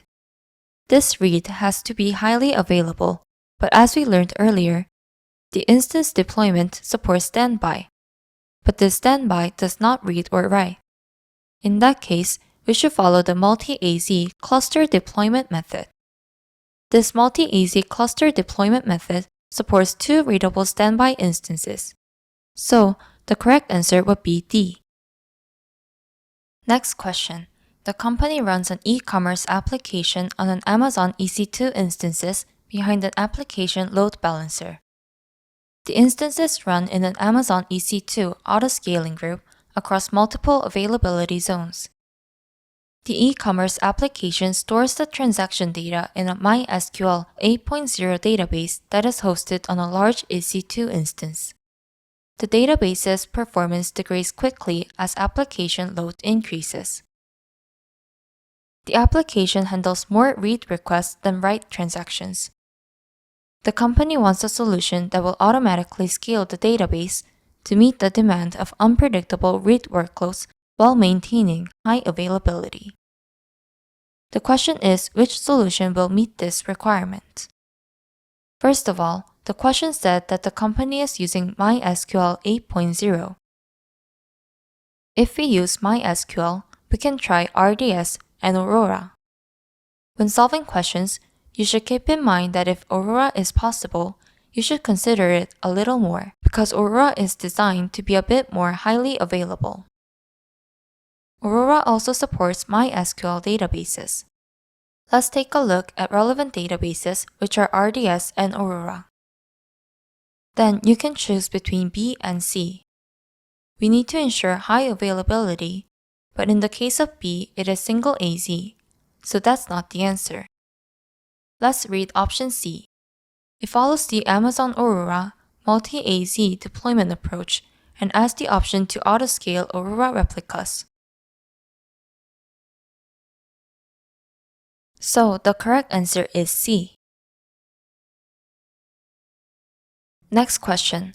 A social media company wants to store its database of user profiles, relationships, and interactions in the AWS cloud.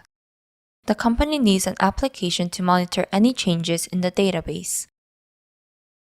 The application needs to analyze the relationships between the data entities and to provide recommendations to users. First of all, when you think of social media and relationships, you probably think of GraphDB. GraphDB is Neptune.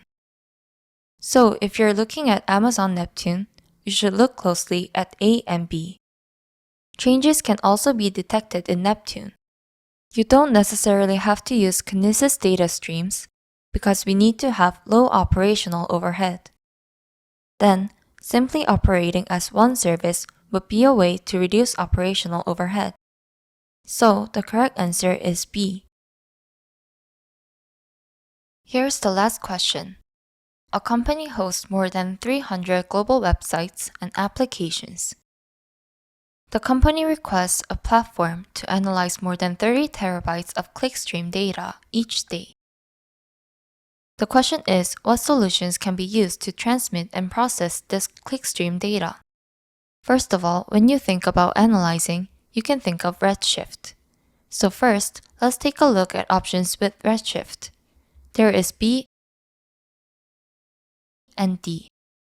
You should pay attention to Kinesis data streams, which is a service that we will cover later in Analytics and Machine Learning lecture.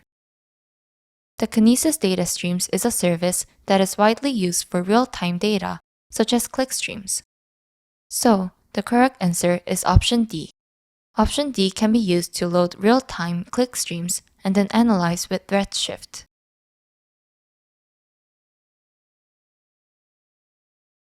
This concludes our lecture.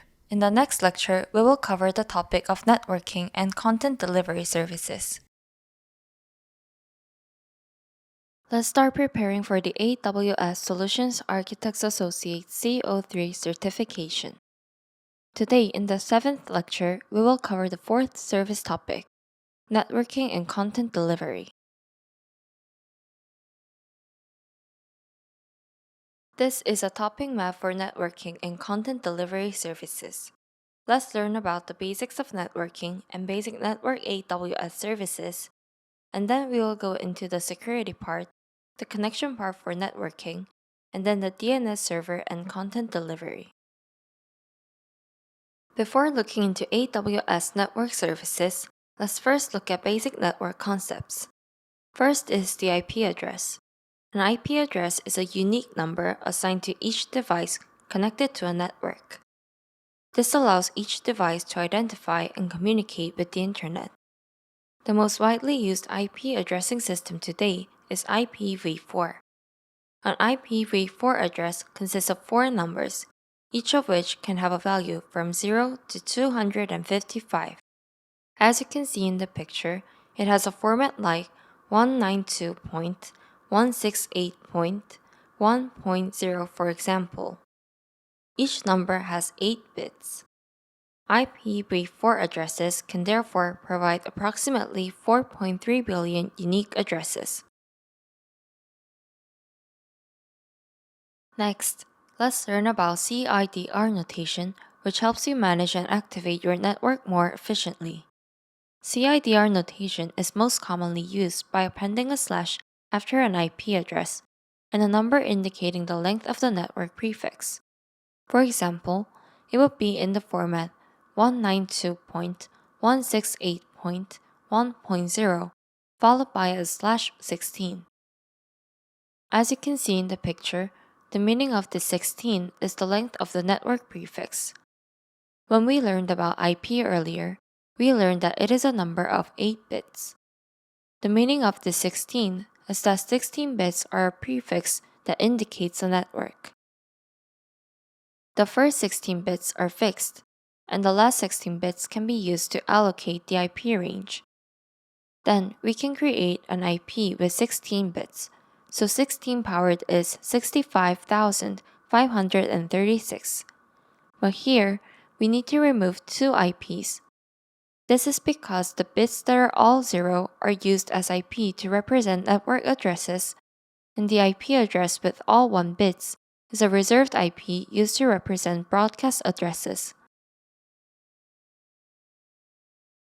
Next, let's learn about DNS. DNS is an abbreviation for Domain Name System. DNS is responsible for converting domain names into IP addresses. It acts like a phone book for the Internet, linking domain names to servers. For example, when we type metacode.com in our web browser, DNS helps us connect by translating this domain name into the IP address of that server.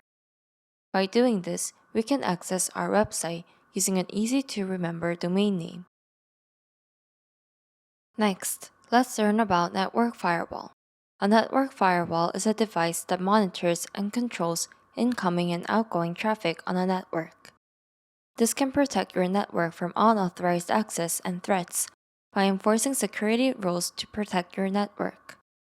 A firewall allows or blocks traffic based on established security rules. For example, rules can be set to block connections from certain IP addresses or not allow data transmission through certain ports. This prevents unauthorized access into the network and blocks the leakage of sensitive information to the outside. Next, let's learn about routers.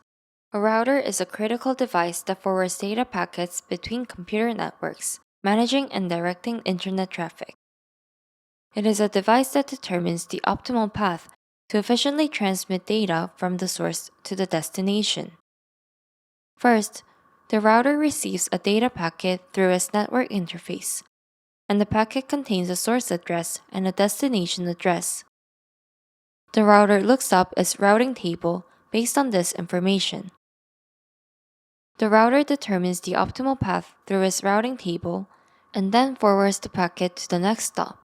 This process is repeated until the packet reaches its optimal destination. Additionally, routers periodically update their routing tables to maintain up-to-date route information. Earlier, we learned about routers. The routing table is a data table within the router that helps the router by listing the routes to the network destination. A routing table contains a route to each destination and metrics for that route. These metrics help determine the optimal path for data to travel. This allows the router to select the optimal path for data packets to reach their destination efficiently. The routing table contains information such as destination IP address or target. Next is the load balancer.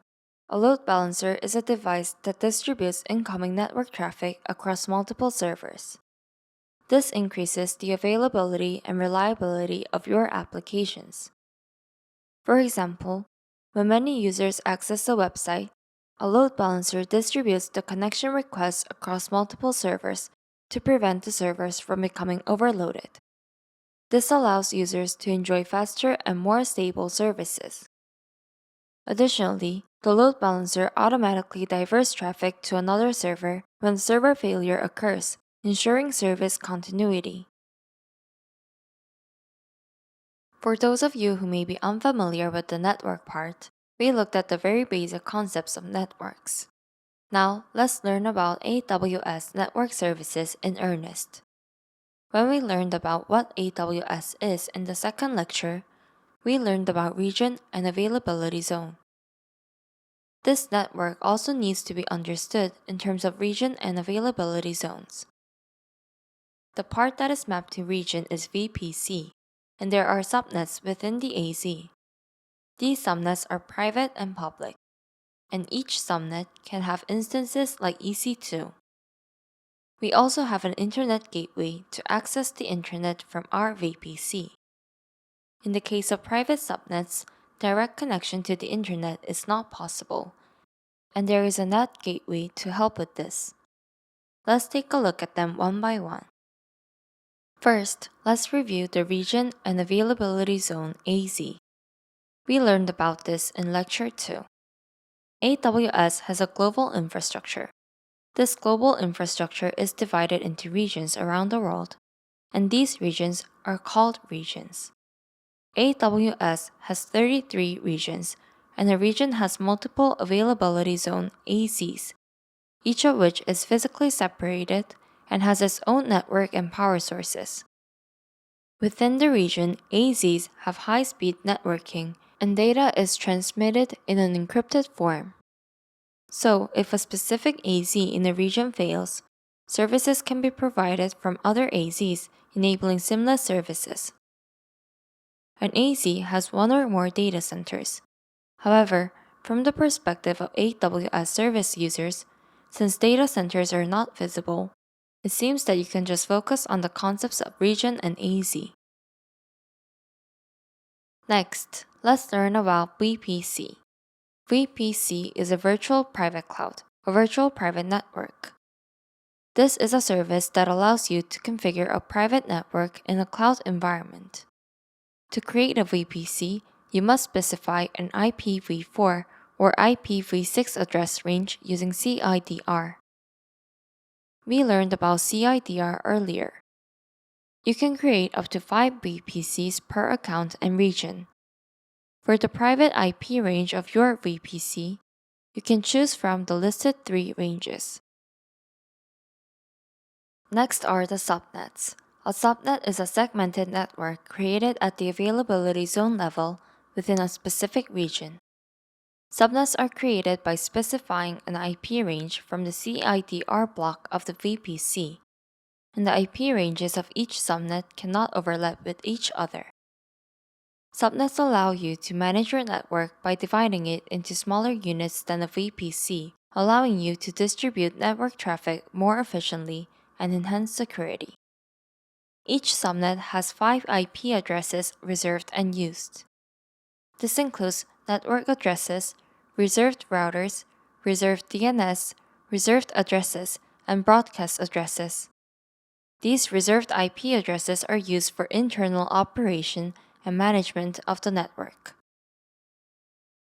Next is the Internet Gateway. An Internet Gateway is a critical component that allows your VPC to communicate with the Internet. An Internet Gateway must be attached to your VPC, allowing resources within the VPC to connect to the Internet. The routing table must contain a route to the Internet gateway, and this allows resources in the public subnet to communicate freely with the Internet. For example, when running a web server, the web server can download the resources it needs through an Internet gateway. Next is the NAT gateway. Private subnets that contain EC2 instances cannot communicate directly with the Internet. However, there are times when these instances need to download updates from the Internet or access external resources. In this case, a NAT gateway is used. NAT gateway is created in a specific public subnet. When an EC2 instance in a private subnet needs to access the Internet, it can communicate with the Internet indirectly through a NAT gateway. In this process, the private IP address of the instance is not disclosed and is kept secure. In conclusion, NAT gateway plays an important role in helping instances in private subnets to securely communicate with the Internet. This allows users to seamlessly perform necessary external communications while maintaining the security of our private network. We previously learned about AWS Basic Network Services. Now, let's learn about network security. First, let's learn about security groups, which are stateful firewalls to protect instances, and ENIs, and elastic network interfaces.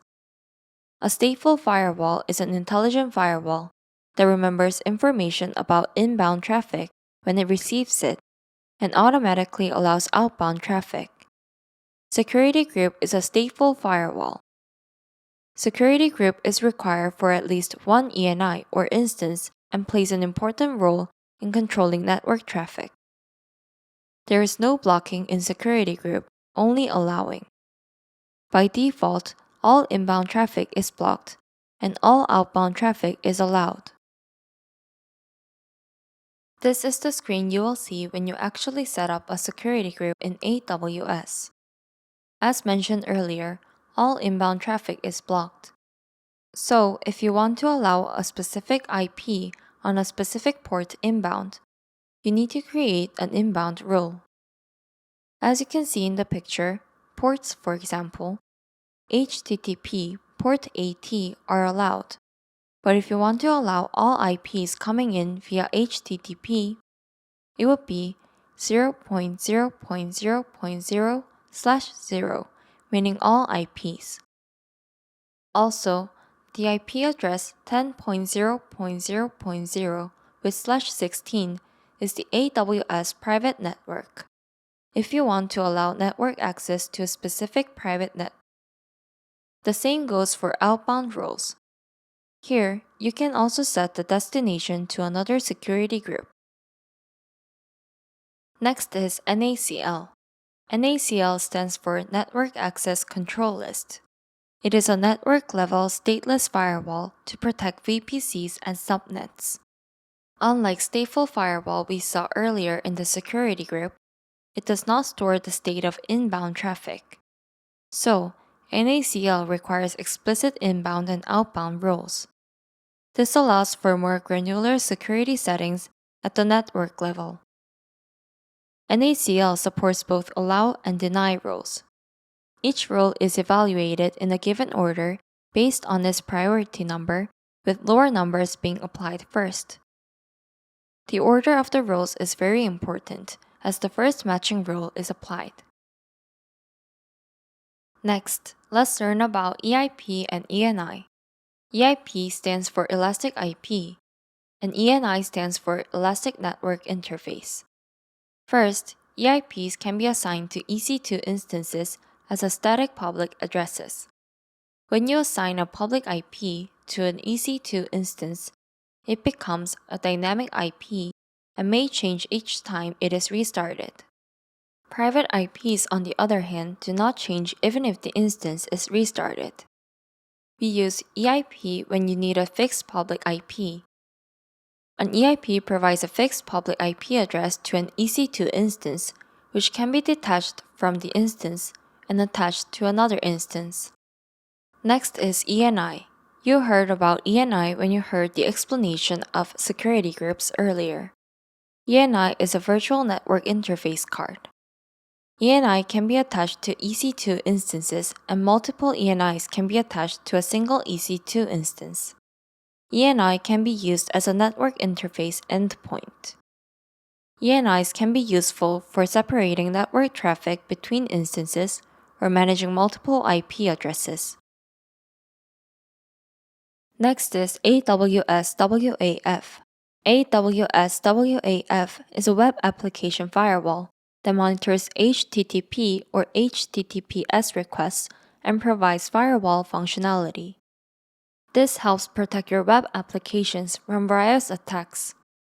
AWS WAF protects web applications from SQL injection and cross-site scripting attacks. SQL injection is an attack in which an attacker manipulates a database by injecting malicious SQL queries. Cross-site scripting is an attack in which a malicious script is injected and executed in the user's browser. These attacks can pose a serious threat to the security of web applications. AWS WAF allows or blocks web requests by applying web access control list rules.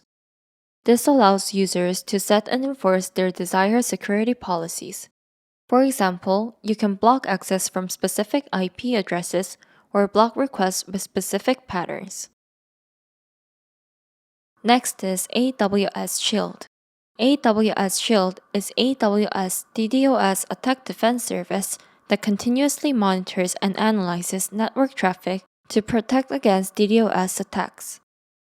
It monitors network traffic in real time to detect abnormal traffic patterns.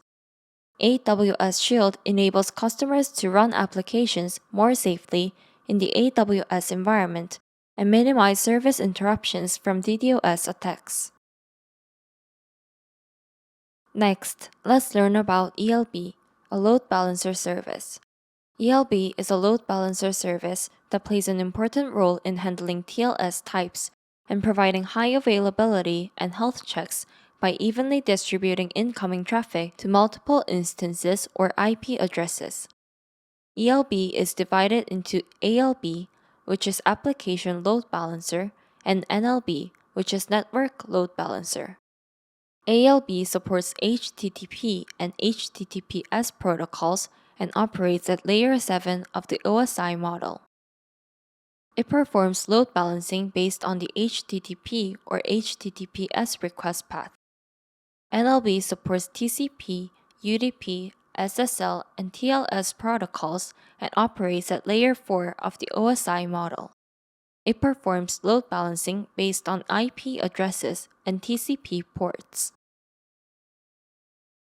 We learned about AWS basic network services, network security, and load balancer related services above. So, how do we connect networks? Let's take a look at each one with AWS services. First is VPC peering. As you can see from the service name, it is an AWS service that helps communication between VPCs. This VPC peering supports one-to-one connections between VPCs. However, the CIDR blocks between these VPC connections must not overlap. As you can see in the picture, 10.11.0.0 is the first VPC, and 10.21.0.0 is the second VPC, which are connected via VPC peering. And the second and third VPCs are connected via VPC peering as well. At this point, the first VPC, 10.11.0.0 and 10.31.0.0 must be connected separately. So, as you can see, in this part marked in red, and VPC3 can be connected. However, as you can see in the picture, we already have a VPC connection for 1 bands and 2 band. Therefore, when I try to connect to an IP VPC with the same CIDR block range through peering, I get an error. So, you must make sure that these CIDR blocks do not overlap. This VPC peering is useful for connecting VPCs, but it is not recommended for many VPCs. I will explain more about the transit gates that connect these many VPCs later. Next is AWS Direct Connect. AWS Direct Connect is a service that connects AWS and on-premises. Have you ever heard of a dedicated line? This dedicated line is a service supported by AWS.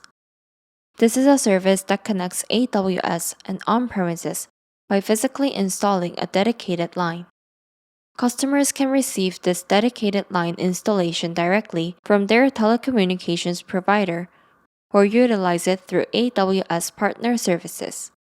First, you need a VIF to actually connect the network to AWS services after laying the dedicated line.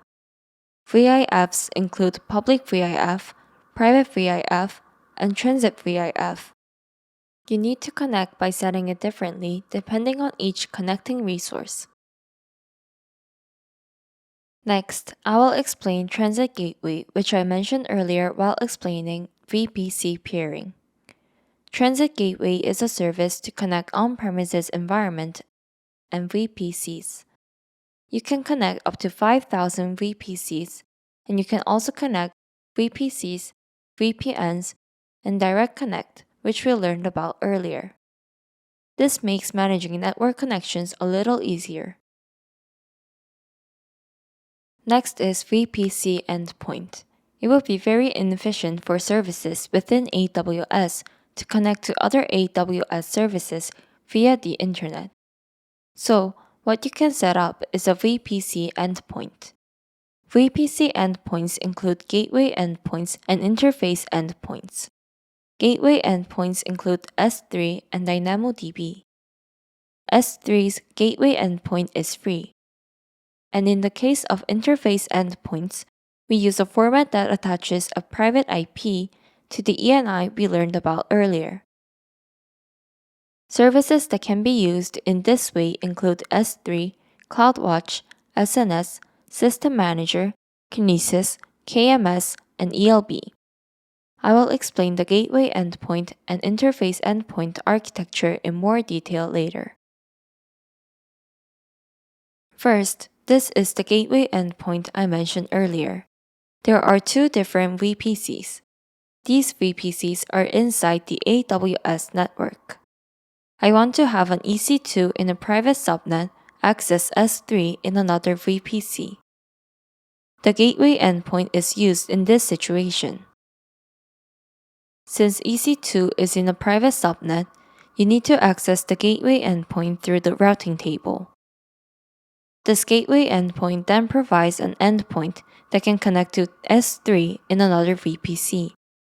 So, it is a service that allows you to access resources in other VPCs without going out to the external internet. Next is interface endpoint. The interface endpoint must be used like ENI as mentioned earlier. It is a network interface card. It is attached to one of these ENIs to the EC2, and to enable the interface endpoint, you need to use a service called AWS Private Link. I want to connect to this load balance EC2 service by accessing an ELB service in another VPC. The interface endpoint is used in this case, and AWS Private Link connects this endpoint. Next is VPN. VPN is a service that is often compared to Direct Connect, which we learned about earlier. This VPN is a service that creates a virtual network which can be used like a dedicated line on top of the existing internet without actually installing a dedicated line. So, it is a service that enables on-premises and AWS services to be connected. Because it is a service that communicates over the internet, the speed varies greatly depending on internet conditions. So, it is not recommended for services that absolutely require guaranteed speed, but rather for services that require a bit more cost savings. This VPN has site-to-site VPN and client VPN. Site-to-site VPN provides persistent connectivity between a company's on-premises network and AWS VPC, while Client VPN is a service for temporary device-specific connectivity. In this case, site-to-site VPN is also used when Direct Connect does not work. We have previously looked at network services in general. Now, let's learn about DNS services and content delivery services. First up is Amazon Route 53, a DNS service. So, we learned what role DNS service plays. Route 53 provides regional-level high availability in addition to this DNS role. It also helps with health checks of resources connected to Route 53. There are several routing types in this Amazon Route 53. Let's take a look at each routing type one by one. First is simple routing. Simple routing is the structure where one IP of this Amazon Route 53 is mapped. It is the simplest structure. For example, if you enter metacode.com, Amazon Route 53 converts it into an IP address and connects to the ELB with that IP address. This ELB is a load balancer. ELB distributes the incoming traffic to the EC2 instances appropriately. Next is weighted routing. This weighted routing is a routing method that distributes traffic according to a pre-selected weight, such as whether to send it to IP x.x.x.x or y.y.y.y when you input metacode.com, for example. This routing method can ensure high availability by giving less weight to places with fewer resources and more weight to places with more resources. Next is the geolocation routing method. Geolocation routing method is a service that returns the IP of the region according to the location of the user who made the request. For example, if you enter metacode.com in Korea, it is structured to connect to the ELB service in Korea. Next is latency-based routing. This is a service that connects by returning the IP of the instance within the shortest response to ensure low latency. For example, if x.x.x.x has lower latency than y.y.y.y, you can connect to x to improve your connection speed. Following is failover routing. Failover routing is routing to prepare for failures. You can think of it as routing divided into primary and standby.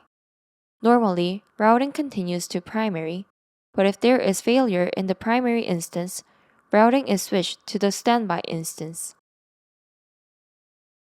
Next is multi-value answer routing. This multi-value answer routing doesn't have the ELB service we saw earlier. This routing method can act like an ELB.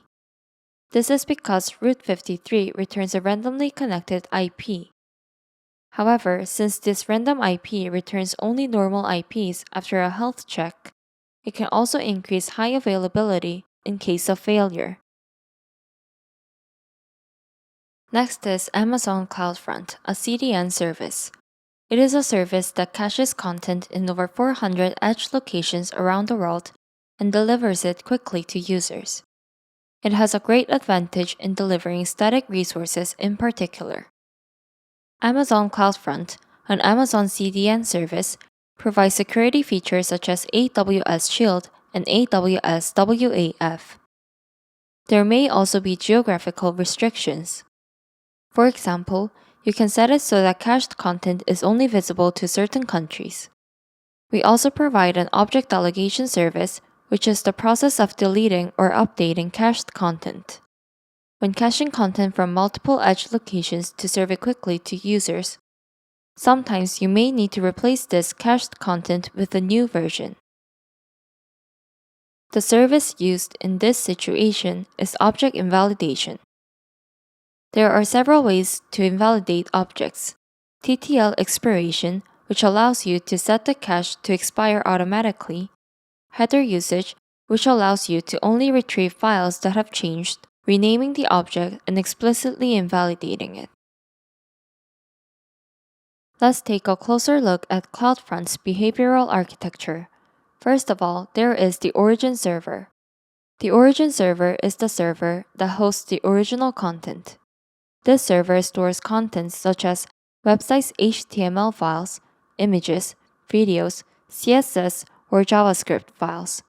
Typically, you can set AWS S3 bucket, EC2 instance, HTTP, or another external server as the origin server. At this point, CloudFront is a service that caches content received from origin servers in edge locations distributed across the world, and then delivers it to users, thereby increasing transmission speed. First, when a user makes a request, CloudFront routes the user's request to the nearest edge location. This edge location is a geographically distributed data center. This edge location checks if the requested content is already cached. If this edge location is cached, it is called a cache hit. When the cache is hit, the response is sent directly to the user without requesting the origin server. However, if this edge location is not cached, it is a cache miss. When there is a cache miss, a request is sent to the origin server, data is received from the origin server, and cached again at the edge location. By going through this process, you can reduce the load on the origin server and increase the speed of content delivery. This will improve user experience and reduce server costs. Next is AWS Global Accelerators. It is a service that makes client access faster by using the AWS network around the world. This service is not a caching service. Usually, if the server we are requesting is far away, we have to go through a lot of network equipment. At this point, if you use AWS Global Accelerator to utilize AWS network, you can increase the efficiency of this network transmission. As you can see in the picture, if you reach the AWS Global Accelerator endpoint, this endpoint is a service that can network by increasing transmission efficiency a little faster to the original server through the AWS network. This AWS Global Accelerator can assign a fixed IP address. You can connect through this IP, and since this IP passes through the AWS network, the response speed is also fast, and this can facilitate traffic management. Let's try solving practice problems. A development team has launched a new application that is hosted on Amazon EC2 instances inside a development VPC. A solutions architect needs to create a new VPC in the same account. The new VPC will be paired with the development VPC. The VPC CIDR block for the development VPC is 192.168.0.0/24. The solutions architect needs to create a CIDR block for the new VPC. The CIDR block must be valid for a VPC peering connection to the development VPC. The question is, what is the smallest CIDR block that meets these requirements? When we learned about VPC peering, we learned that the CIDR blocks of each VPC should not overlap. First, if you look at the CIDR block of the development VPC, you will see that these 24 bits are fixed in the CIDR block, and you can create an address with the remaining 8 bits. You should first remove any options that overlap with this CIDR block. If you look at option B, you see that 192.168.0.0 has the same 24 CIDR blocks. Therefore, we will exclude this option.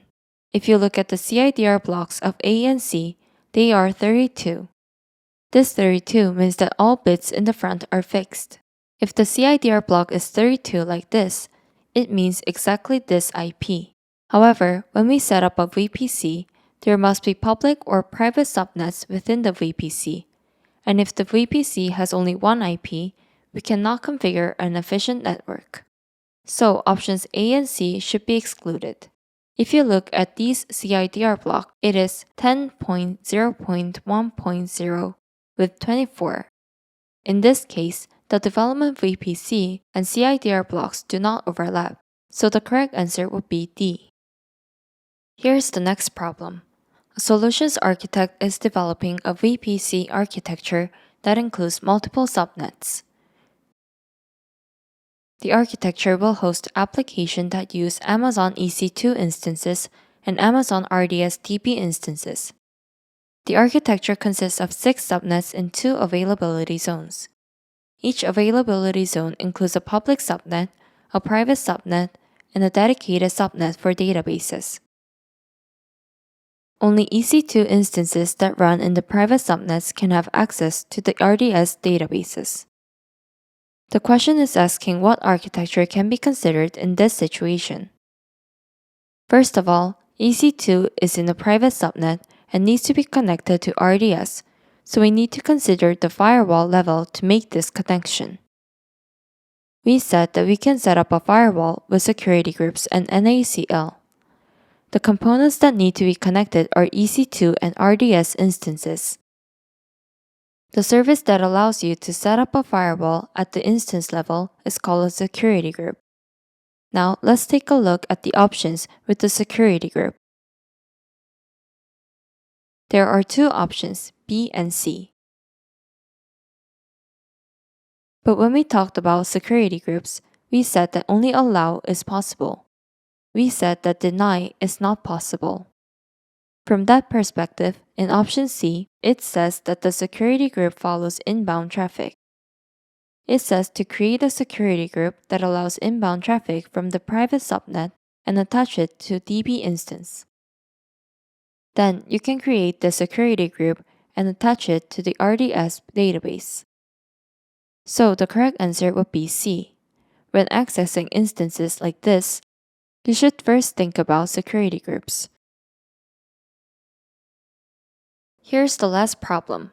A company has an on-premises application that generates a large amount of time-sensitive data that is backed up to Amazon S3. The application has grown and there are user complaints about internet bandwidth limitations. A solutions architect needs to design a long-term solution that allows for both timely backups to Amazon S3 and with minimal impact on internet connectivity for internal users. The question asks to find a solution that minimizes the impact of internet connectivity. Then it seems that Direct Connect would be more suitable than VPN. The example that mentions this Direct Connect is B. The solution that B is talking about is to design it so that you can efficiently back up your traffic by installing this Direct Connect. So the correct answer would be B.